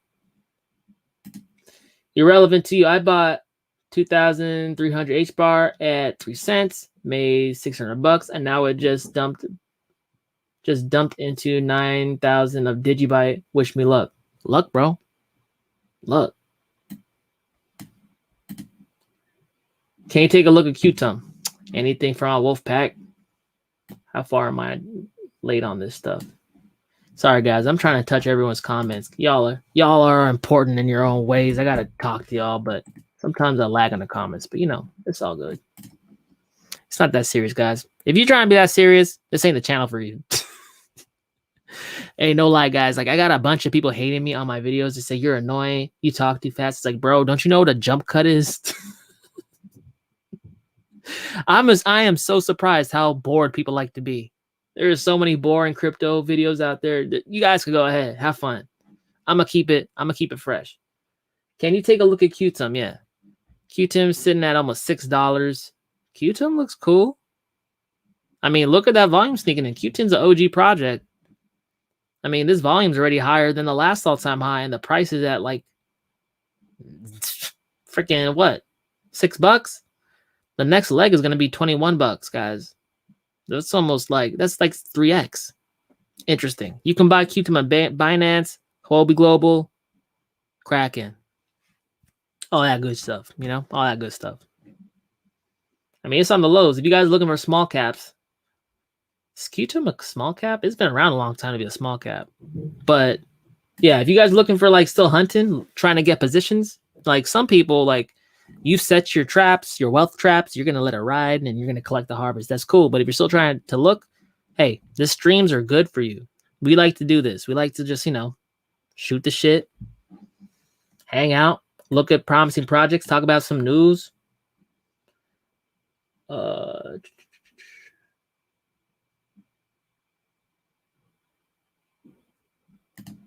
New coins to look at are super helpful. Cool. I like that. What do you think about Beat Pro? Hey, we just talked about that early on the stream. Beat Pro was blasting off. I would not get into it though. It's blasted off. You know what I'm saying? Like risk to reward. I like to be very like conservative, like meaning I don't want to lose that money. Meaning I invest when it's low.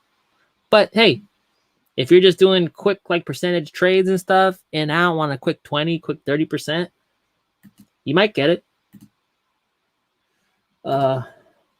EOS. We can look at EOS. I think we already looked at EOS, but hold up. I know I got a playlist on EOS, and people be like saying stuff like, "It's gonna go off, bro." Look, EOS is being fine. Just look at the volume.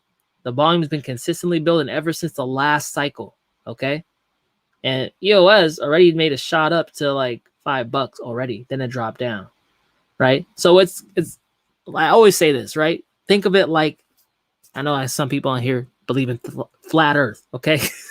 I can't help you guys. I gotta use an analogy somehow, right? Think of like the Earth, right? And like a rocket ship leaving the atmosphere, getting into space. The air friction is what makes it hard, and the gravity makes it hard for that rocket to like exit the atmosphere, right? Imagine being on the lows out here as a small altcoin that has like very low sentiment. Everyone hates it, selling every chance they get as the atmosphere, right? It made one, it got tired, got pushed down. It's gonna make another one, and eventually it's gonna break out into the out of the atmosphere. And when it does, there ain't no gravity out there. That's price discovery, right? The higher we get up, the thinner the atmosphere gets, meaning the easier it is to move. You know what I'm saying? Makes sense? But right now, we still haven't really got off of sea level, in my opinion. But EOS, I continue to hold my, what I call a big bet for me on EOS. Because this thing's down on the bottom. What's it going to do? Go negative bucks? No.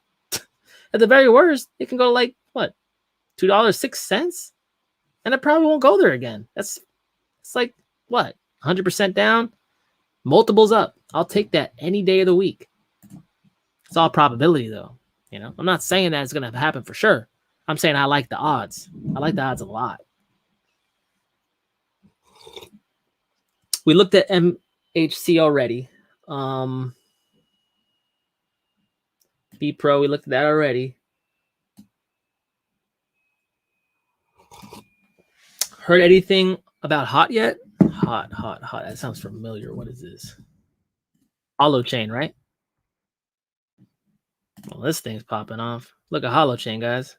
This thing's going up with a force of 1,000 suns. I know some of you guys don't like that analogy either, but I love that analogy. Supernova. Look at this thing going up. It was 0.0005 cents. Dang, that's crazy. I mean, let me read about it. Holo is a peer-to-peer distributed platform for hosting decentralized applications built using Holochain, a framework for developing dApps that does not require the use of blockchain technology. The goal of Holo is to serve as a bridge between the broader internet and apps using Holochain, offering an ecosystem and marketplace in which dApps are easily accessible as they are hosted on the internet by Holochain network participants. I don't know, man. Interesting. I mean, obviously the market likes this thing a lot. It's blowing up. Interesting. Check it out, guys. You can get this sucker at Binance and Probit and Big One. Never heard of Big One. Check it out, guys.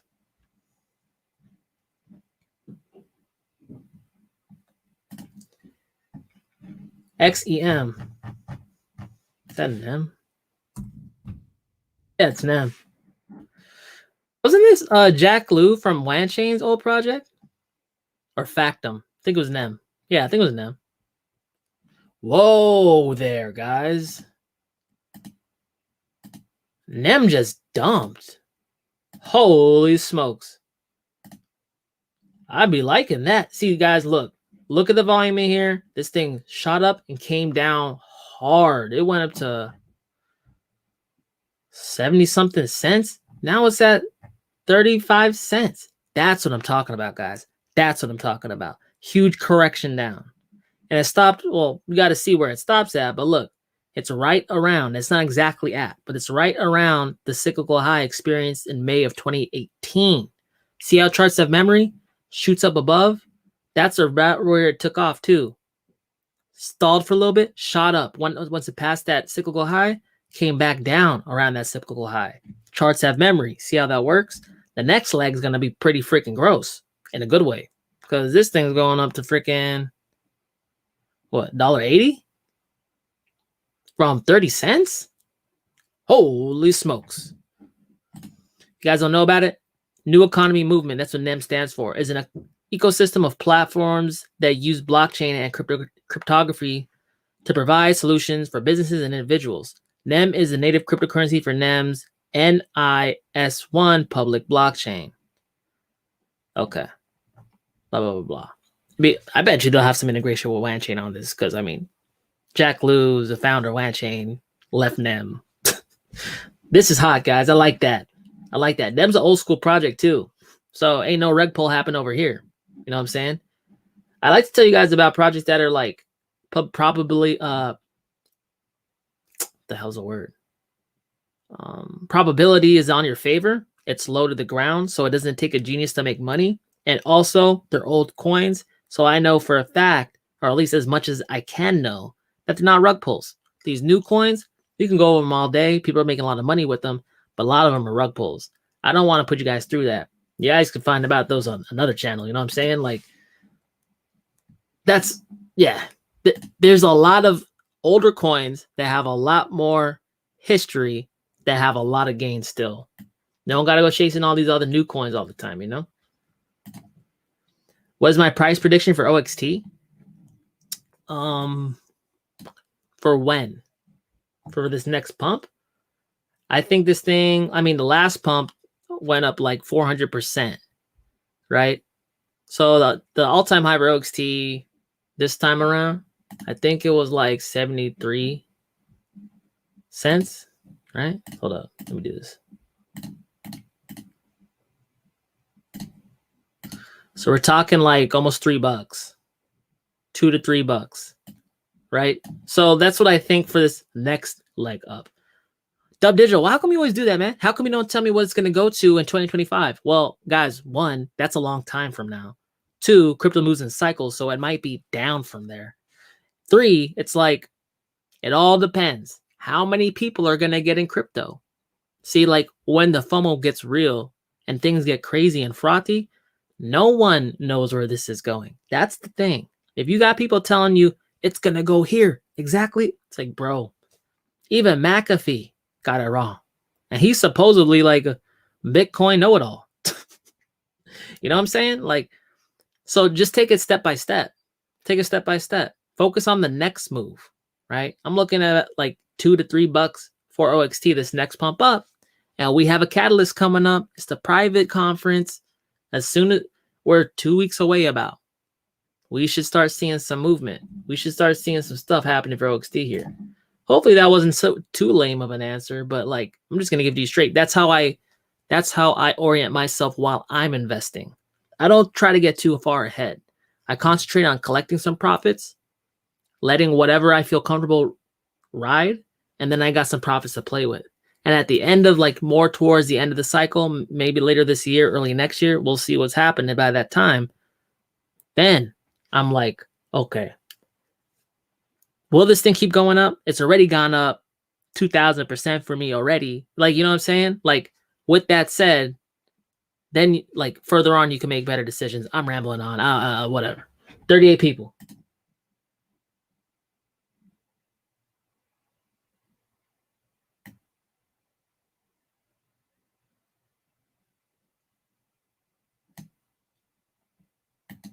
Mario, check out Bolt. It's a strong theta competitor.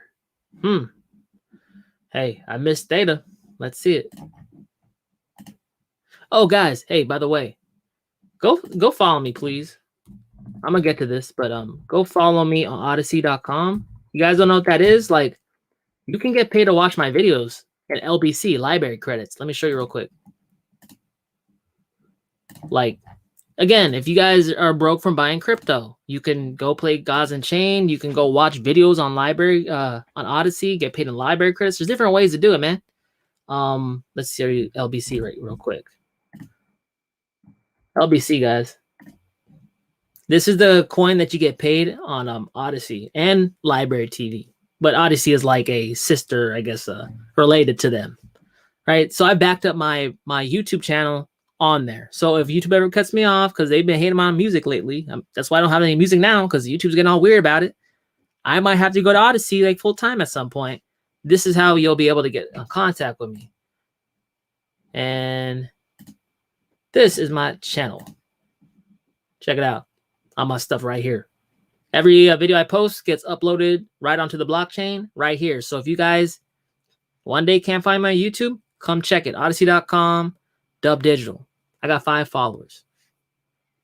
I need more followers, guys, because it's going to help me with algo get up there. But you get paid to watch me. I get paid to watch you watch me.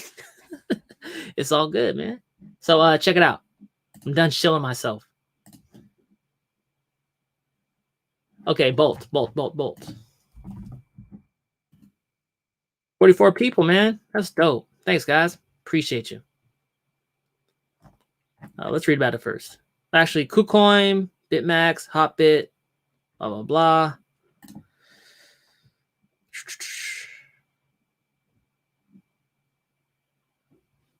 High quality live content on Bolt Plus. This includes TV, live radio, and independent live streamers, which are broadcasted to our audiences on mobile, web, and partner TV OMEs on Bolt Plus.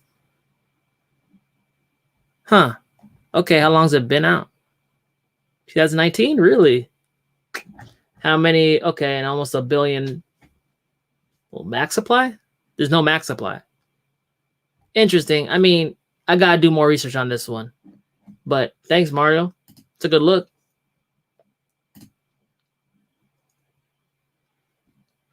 Blind Day Flex, and let's get it.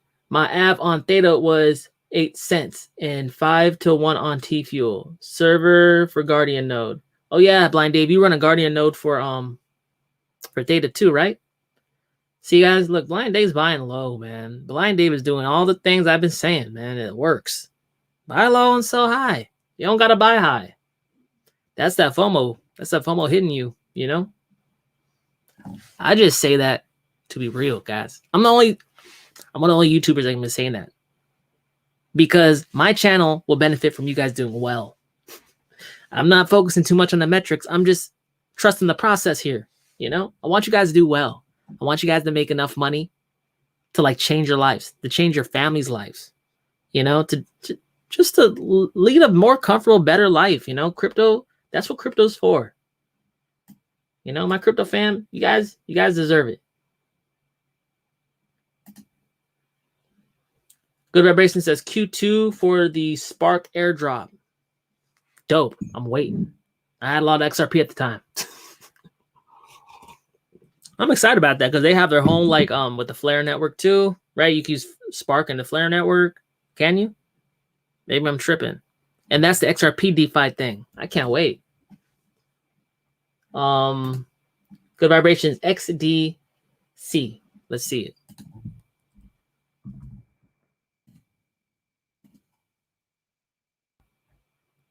Well, that's that already took off.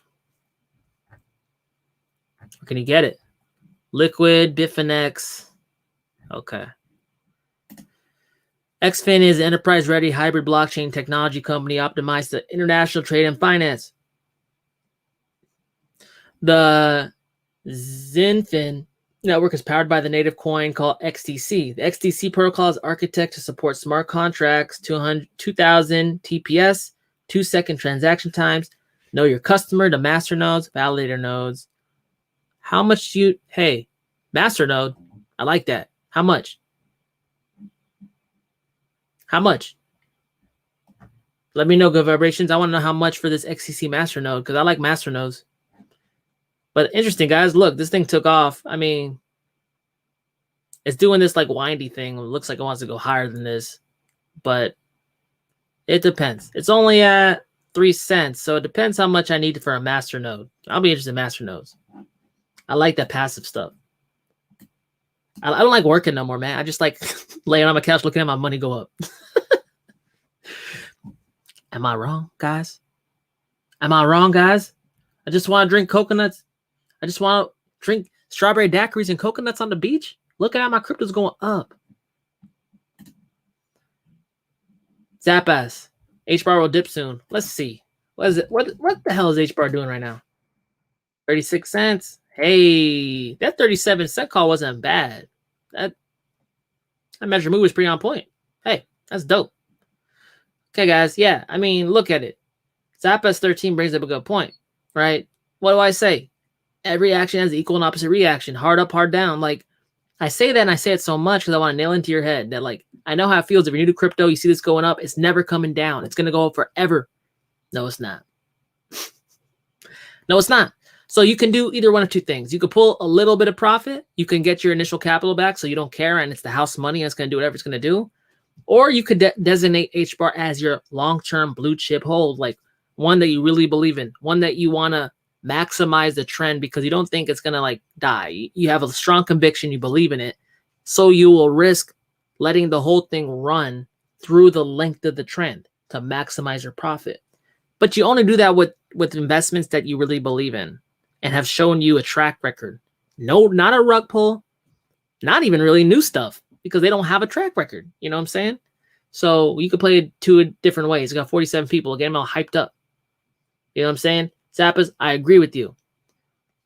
Some people aren't okay with it dropping. Some people are. It all depends on what your time horizon is and your goals, right? We're all investing for different reasons, right? Like, I am a macro investor. I do swing trades. I don't sweat the intraday stuff. I don't sweat it didn't happen at my whatever in a week. No, like I invest low. I sell high. I invest low. I sell high. I get a profit. I look around to see if anything's low. If it's not, I sit on my profit. Like, that's how I get down. If you guys are more active, you might want to be pulling. If you're a long-term investor or like a hodler, more of a hodler, swing trader, maybe not. I don't know. Because I think at this point, HBAR is starting off the bull run with a bang. And the reason I hold HBAR, guys, just to be for real, I look at HBAR as a hedge to blockchain. I got a lot of blockchain investments. I don't got a lot of non-blockchain investments. The hash graph is an alternative. What happens if it's actually shown to be better? I don't know.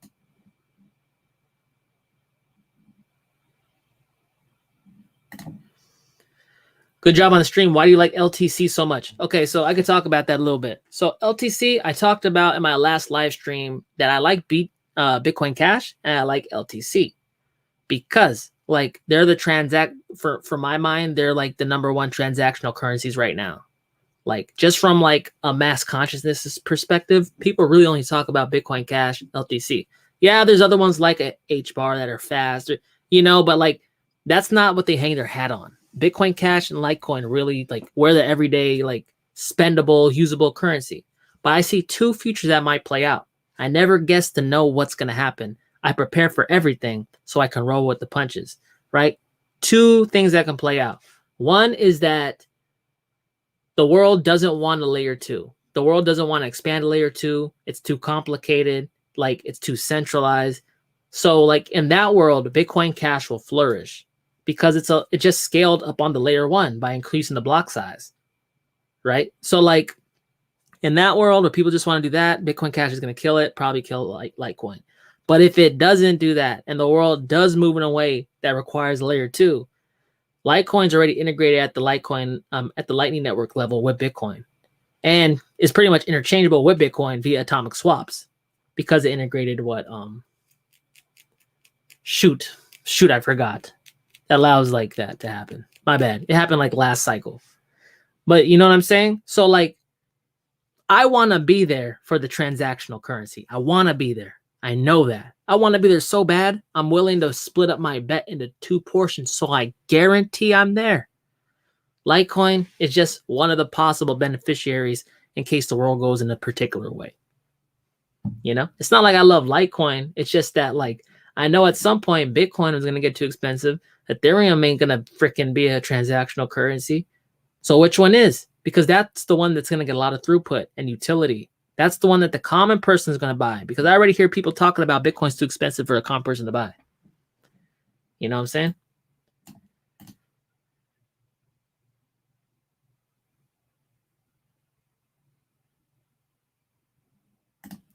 Lifestyle, you got to scan your face with BlockFi. No, thank you. I think it's up to a certain amount of money, but I don't like that. I don't like that. I stopped using them. I use Celsius now. But if you guys don't care about scanning your face, go ahead. I mean, BlockFi is probably fine. It's one of the most bona fide services, centralized services right now, along with Celsius. 50 to 70% I hold in market USDT. So you're expecting a big crash? Is that what you're expecting? That's the only reason you will hold that.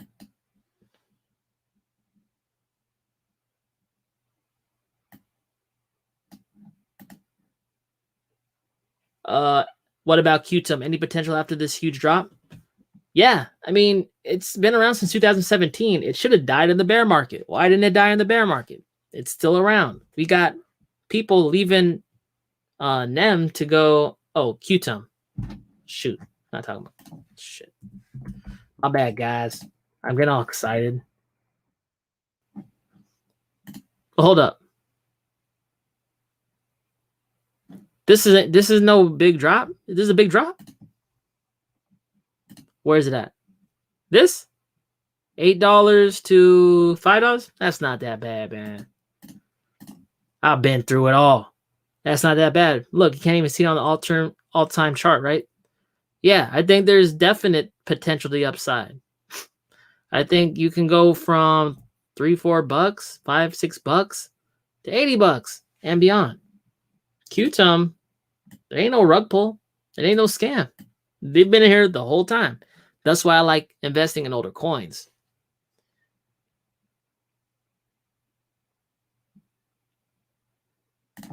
GRT might be a good midterm hold or long. Let's see the graph. Man, remember when GRT dropped on Coinbase? It was new. Now it's almost $2. That's crazy. I mean, GRT's the same thing too, right? I see an obvious rising like triangle occurring here. So the next breakout is probably, this is real rough, guys, but like it's probably gonna hit around $4. Yeah, I mean, hey, it's on Coinbase. That's all it's got to be. It's only got to be on Coinbase because new money downloads Coinbase. They pick like this, that one, then they buy it.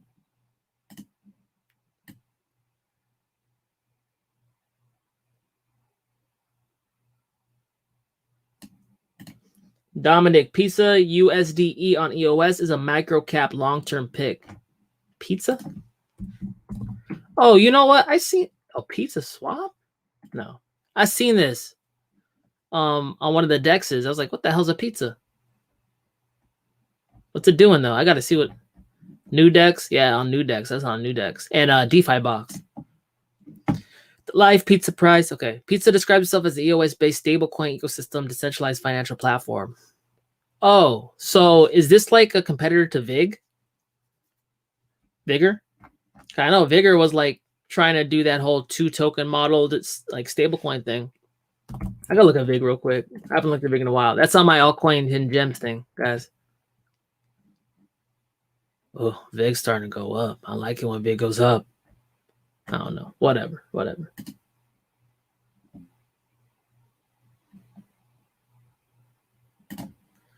Jasmine, Kai broke all-time high.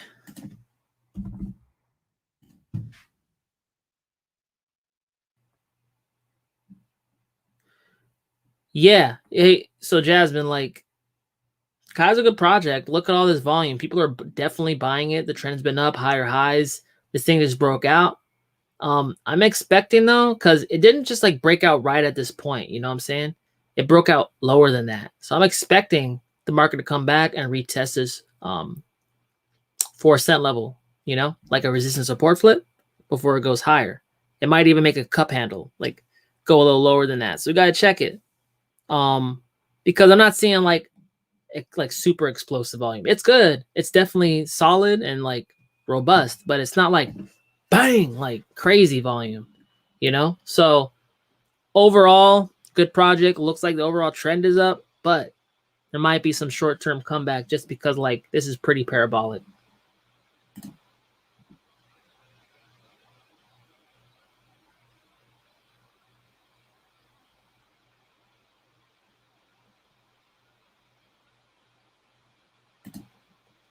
Okay, so you're a noob. BCH all-time high was a glitch on Coinbase. If you don't know that, you are like a shit coin. Doesn't matter. Okay, doesn't matter. When did you get in crypto, bro?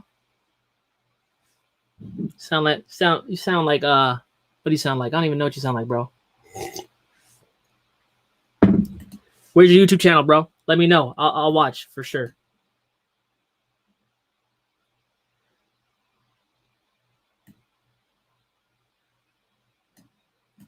Hey, yo, doesn't matter. Hey, just click off, bro. I don't need that bullshit here.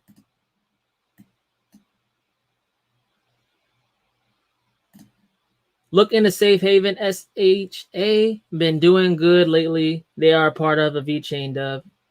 Let's see. SHA.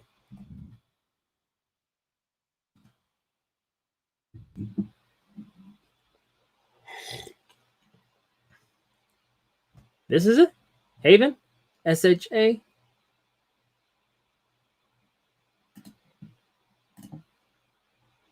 I mean, from the 3-month, yeah, it's looking pretty good. Volume's increasing. What's it look like? Well, that's a whole bunch, though. 8 billion. Safe Haven is building multiple asset management solutions focused on B2B2C clients, with inheritance solutions being the primary product of Safe Haven. Value will be created through exchanges, wallets, individuals who seek to protect their digital assets should an unforeseeable event occur. B2B clients will be able to offer protection to their end users through Safe Haven. Interesting. I mean, it's for sure a small, young coin. I mean, kind of.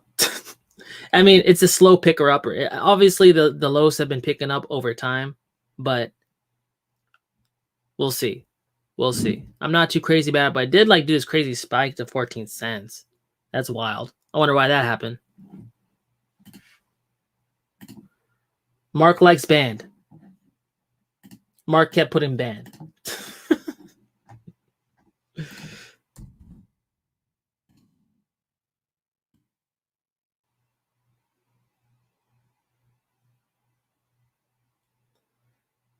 All right, hold up.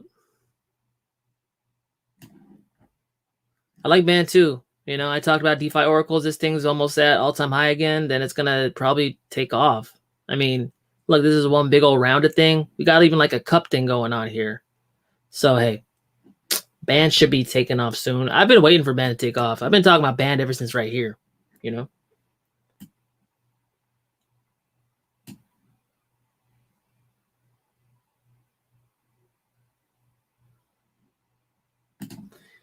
But sir, chart only go up. Law of physics don't apply here. Hey. Maybe not. Until it does. It applies every single cycle, right? Always comes down. Only so much adoption will occur. I hunt by adoption potential. Dive deep on what ventures capitalists are doing. They are big game hunters.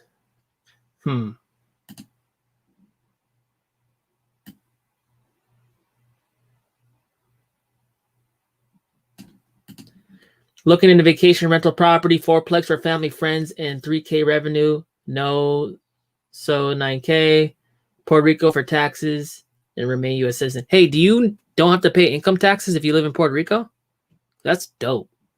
I like that.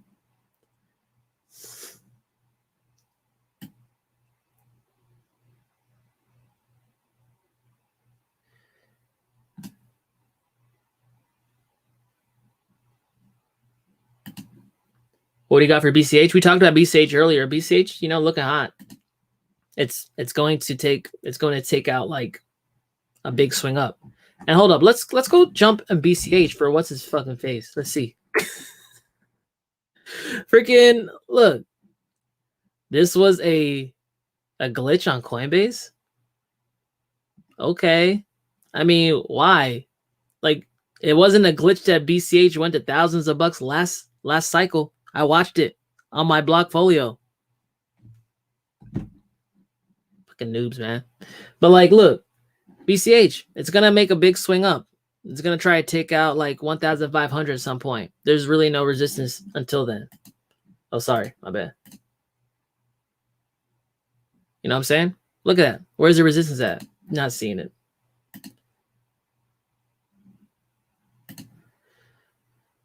Yeah, we already talked about Harmony 1. That was one where I passed on early on. I could have gotten real early and that thing's blowing off. Actually, I had a little bit on like Binance. I should check that. Harmony's, hey, it's outperforming what I thought it would do. I will admit, I will totally admit when I'm wrong. Harmony, I was wrong on. SNX, I was wrong on. Elron, I was wrong on. I'm wrong on stuff, guys. You know, these are just my thoughts, right? But Harmony 1 is blowing up.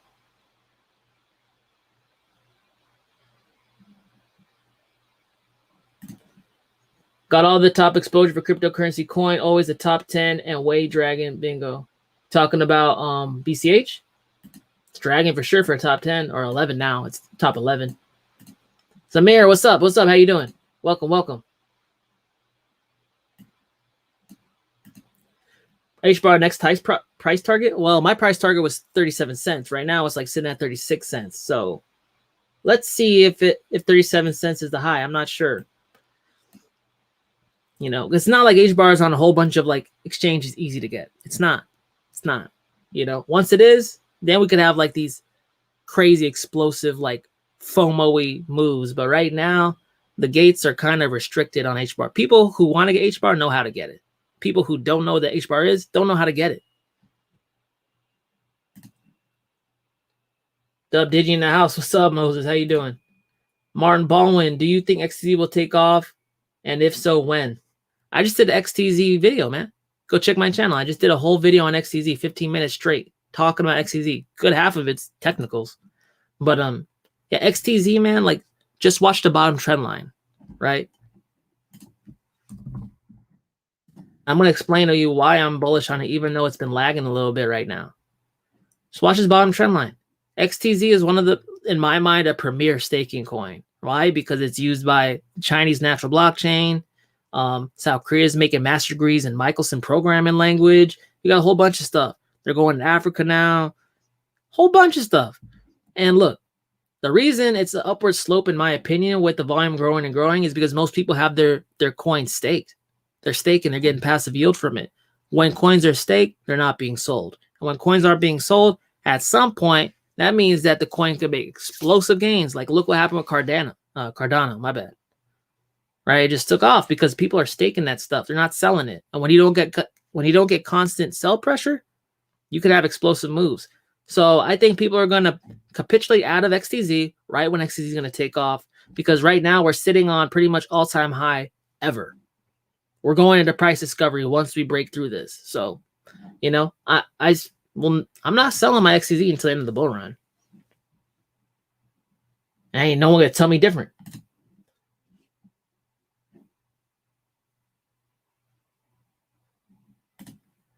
Bro, you so annoying. You talk too fast. Said every person with zero personality. Man, I know, guys. Like, you guys want me to be the same as everyone else? I could do that. I could sit here and just talk and no music. Well, I'm not doing that now. But you know what I'm saying? Like, hey, like, I don't want to be the second best at being boring. I want to be the best at being different, guys. That's how people differentiate themselves in the marketplace. I could be chill too, guys. I'm just like, no one wants to watch chill. People, I got to stimulate people. Like, people have short attention spans. I'd be looking at my YouTube metrics, and if I talk too slow, people are leaving. If I do less jump cuts, people are leaving. I'm trying to maximize keeping people on there in like a format that keeps you engaged, keeps you entertained. And even if it's not the best coverage, at least you get entertained. At least I can give you something of value. Then just waste your time. You know, like by doing it this way, I'm actually trying to be more considerate to you guys. You know, there's people who have preferences. It's all good though.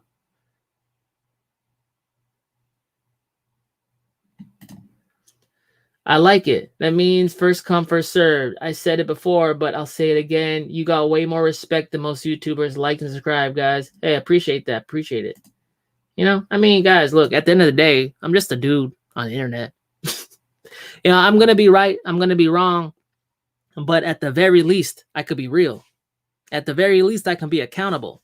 And I'm not going to run away from my predictions. That's why I keep covering my main core coins, you know, like, that's one thing I missed on YouTube in the last cycle, because I was just like you guys on YouTube, just looking at like for someone to follow or like keep me up to date, because I was like doing a full-time job and 2-hour commute. Like I was in the grind, man. And like the one thing I hated was the lack of consistently updating on certain coins. Like someone talked me into it and they never touch it again. Like I have an altcoin gem channel, like playlist for you guys, in case people who've been on my channel a while like can follow that and like get ideas for new coins. But I want to try something different, something more consistent, something that helps people understand how to actually get through an entire cycle. You know, we'll see how it goes. We'll see how it goes. It's definitely different. Ron K, proof of stake is garbage. Unlimited coins, same problem with fiat. But see, Ron K, like you're talking in the sense of like crypto as money, right? there's different uses for crypto, right? Like Bitcoin is a good money, deflationary asset, no like inflation built into the protocol, but like there are uses for proof of stake, right? Because more or less proof of work slows your network down. What happens if your blockchain is running a whole bunch of dApps like that need to be responsive and free and like not hung up with proof of work, might not get selected till like the next couple blocks? There's some applications in blockchain that can't have that, right? And that's why I talk about interoperability. It's not that every coin, like not that one coin is going to do everything. A lot of coins are going to do a lot of things and they're going to work in tandem together, you know? So like, that's why I never like to say anything is just like black or white. It's not like that. Everything in life isn't like that. There's good with the bad, bad with the good. I understand where you're coming from though. I understand the monetary concern about store of value properties with the proof of stake blockchain. But I also understand the use case and utility in having a snappy, like not energy intensive blockchain, right? So like, I'm just trying to be devil's advocate, man.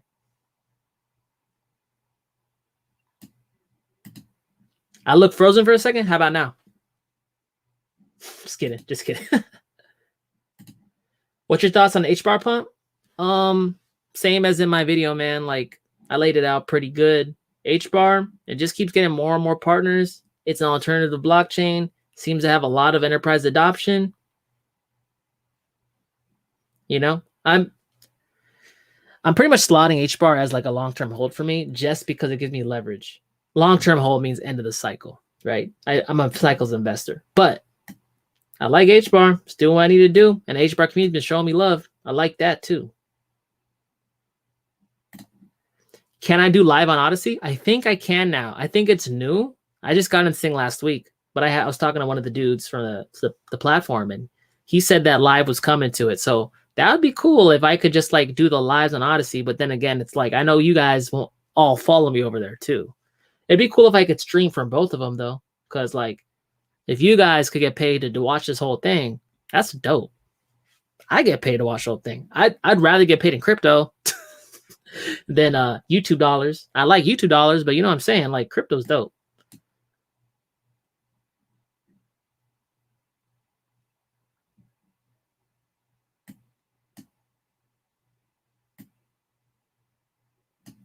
Oh yeah. Chris Miller, Litecoin, Mimblewimble update tomorrow. Is it tomorrow? Oh, it's the 15th. Yeah, it is tomorrow. Oh my God. Hey, Litecoin hasn't had an update in forever. And so I want to see that thing fly. I want to see the thing touch all-time high again and make me a happy boy. Good vibrations. Flare Finance running a beta. And I saw that. They are the DeFi on Flare. The rumor is Proppy to tokenize real estate. Pack Global is the Oracle to decentralize Flare more. I think you need 100K for XDC masternode. 100K. Damn. Well, yeah, it wasn't that a couple months ago though. So like I'm just late. Damn. See, that's the thing. There's so much going on in this space, guys. But Pack Global, Flare isn't even launched yet. It's in beta. Pack Global might be the DeFi Oracle for Flare. I might have to look at that. Because I got some Bitcoin that's been going up. I might want to diversify. Staten, what's going on? What's going on with you? How you been?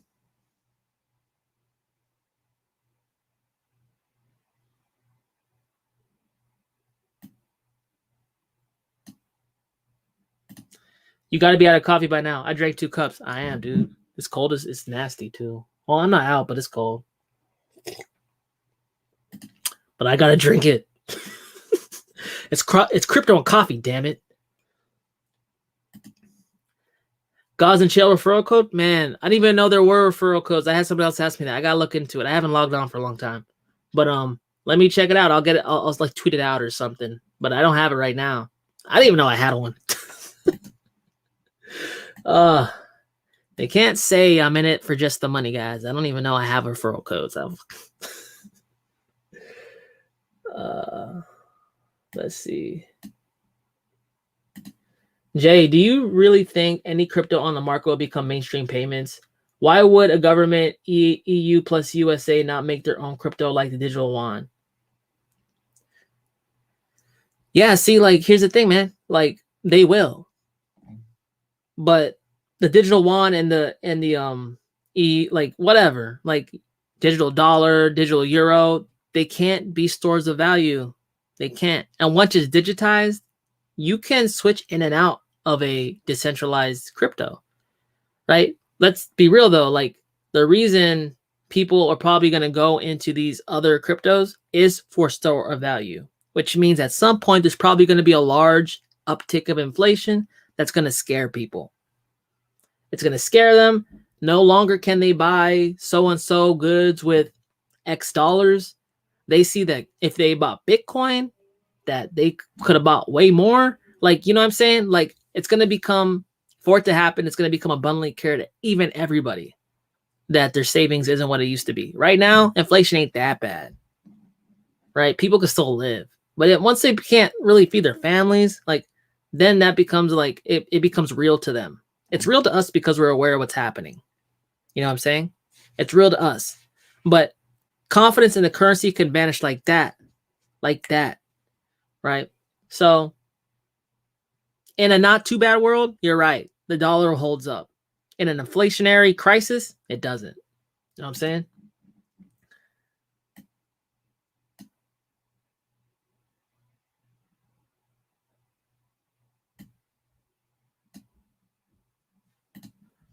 Looking at SXP and CTI Cartesi. Yeah, I've done videos on both those before, man. I was actually doing a lot of XSP videos. Let's talk about it though. Okay, so I liked XSP. They're changing some of their platform stuff. Right now they're not doing custodial storage. They're doing like a more of a DEX, like a swap, like swipe swap kind of thing. It's okay. I've had some problems too with support on my swipe card and my swipe wallet. Just got to be real because I made videos for you guys. I got to let you know what I'm thinking right now. I still have my swipe locked up, but when that comes, I'm probably going to swing trade that thing. But swipe from a price appreciation standpoint is probably going to do well, right? It's just with the support got me kind of like, because it's kind of a big deal. Like, I got my card stolen out the mail, you know, and then like I try to like tell them to give me a new card. I haven't got a new card. I'm not super psyched about that. I'm sure you guys can understand why. You know, so like XSP price wise, it's doing okay, man. Like, as far as what I said in my videos, technically speaking, it's still looking good. I'll just throw it up just so you guys can see it because you haven't seen a swipe video in a while. Look, swipe, you know, it's not dying or anything. It's just my vibe with it. Like, you know, it's just my preference.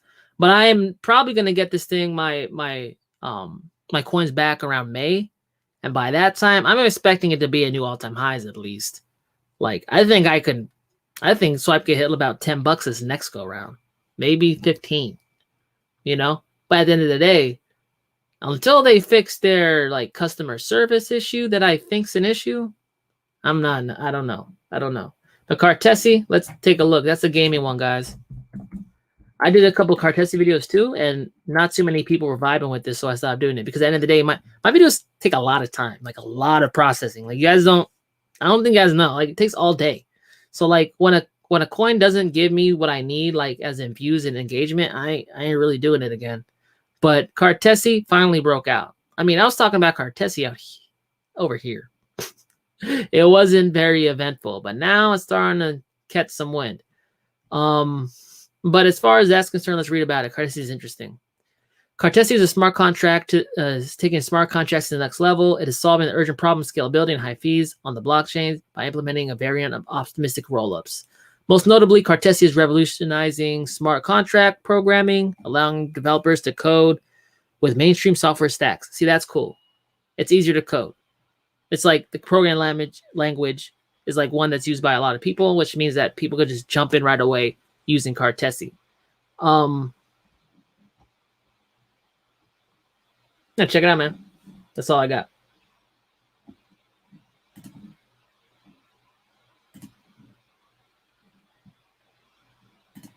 Jay, background beats. YouTube hates music.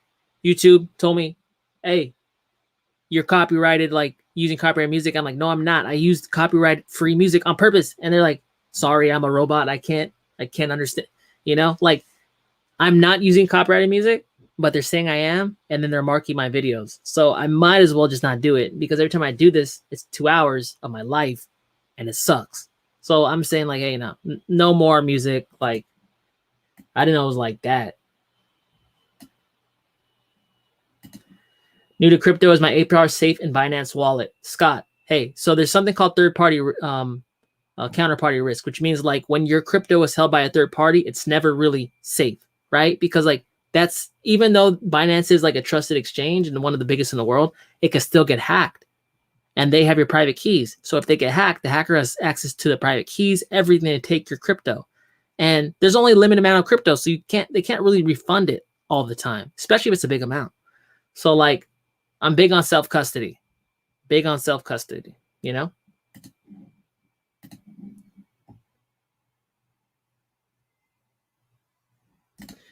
Listen up. Peace out, DD. Thanks for the love. Those haters are straight punks. Hey, man, according to them, I'm a noob. So 2013, I'm a noob. How long I got to be in crypto to be not a noob? I don't know.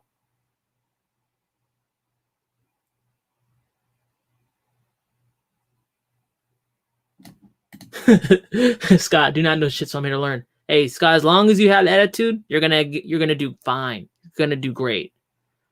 The humble mind, it picks up a lot more than like, the arrogant one. Just be open to learn, be willing to listen, but never follow someone. Just hear what they have to say, and if you like it, then adopt it. If you don't, move on till you find something that gels with you. You know what I'm saying? Can I get a closer look at the beer list behind you? No, man. This is a green screen, bro. But thank you. That'd be excited if I just walked in my bar, in my living room. But look, what you want? What you guys want? And Dos Equis? You guys more like gin guys? Gin and tonic? Want some Tanqueray? Want some Bombay? What do you guys like? Tequila? You want some XO? Want some Black Label? What you guys want? I don't know. What do you think about yield farming? Yield farming is risky because there's a lot of rug pulls, like liquidity. Like, people know that like DeFi is hot. There's a lot of people setting up like scam projects where you put your liquidity in and they just like sell everything and your stuff goes to zero. But if you're talking about like a solid project you've identified, there are certain times to get into like make a killing in like yield farming. Like, especially when protocols first open up, they spike their yields like 5 times. Like WanChain spiked their WanSwap spiked their yields 5 times for the first 2 months to track liquidity. If you're hip to it and you can get in there, you're getting 5 times more than everyone else get for the rest of time. So like, I like yield farming if it's the right project, but also know when you yield farm, there's something called impermanent loss. It's very important for you guys to look up and understand, because it's not like you put your liquidity in and you get all of it out. It all depends. Like, when you provide liquidity, you're providing usually 2 pairs, like one of this coin, one of that coin. And at the time, it's like equal amounts at the time. But we know crypto moves, right? So over time, this coin goes up, this coin goes down, vice versa, right? So like, if like one goes up faster, like you can get less of this back because the protocol is essentially giving you the same amount of value you inputted, right? But so like, as time elapses and this goes up and you withdraw, it's still giving you the same amount of value based on the updated pricing. You know what I'm saying? Just make sure to look it up. It's pretty complicated, but I want you guys to understand that before you start digging deep into DeFi, because like I got burned yield farming Uni when it had its first like release and all that. I started yield farming it too, and I got less of my ETH back, and I was like kind of butthurt about it. But now I just know it's part of the game. That's just part of the AMM, like automated money market or some whatever. Like that's just part of it.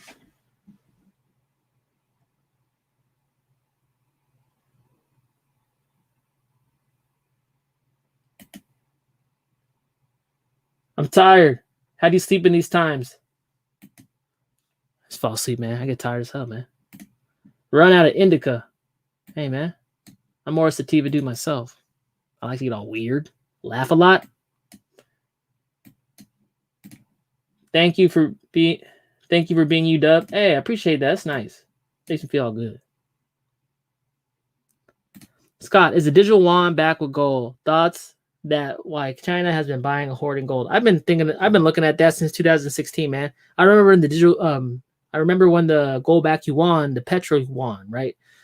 So basically, like they started trading like yuan, like physical yuan, backed by gold with Russia for oil, which was a challenge to the petrodollar. Okay.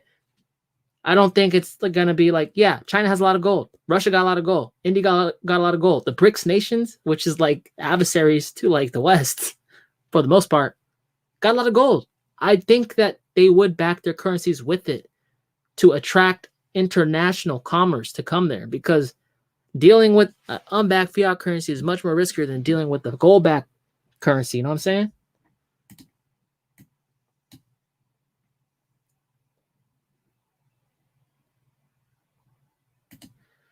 Blind date. Puerto Rico? Yes, no taxes. Google U.S. tax code. Article 22 for personal, 0 capital gains. Article 22 for business or trust.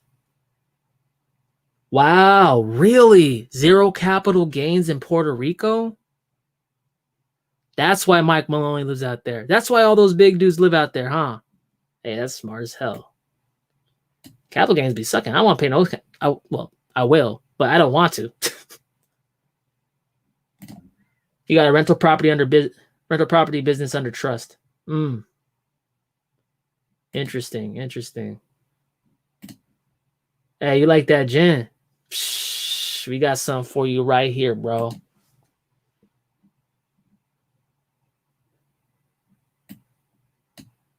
All right, guys. I gotta go. It's been real. It's been almost 2 hours, 36 minutes. I was only supposed to be on an hour. My wife's all mad. I got to deal with that. But it's been real, guys. Thanks for joining.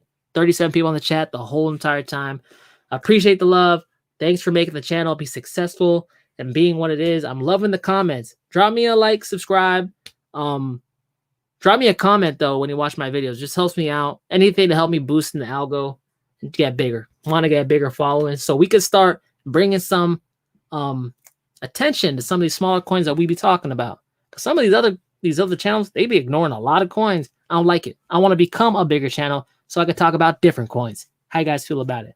But until then, talk to y'all later. Peace.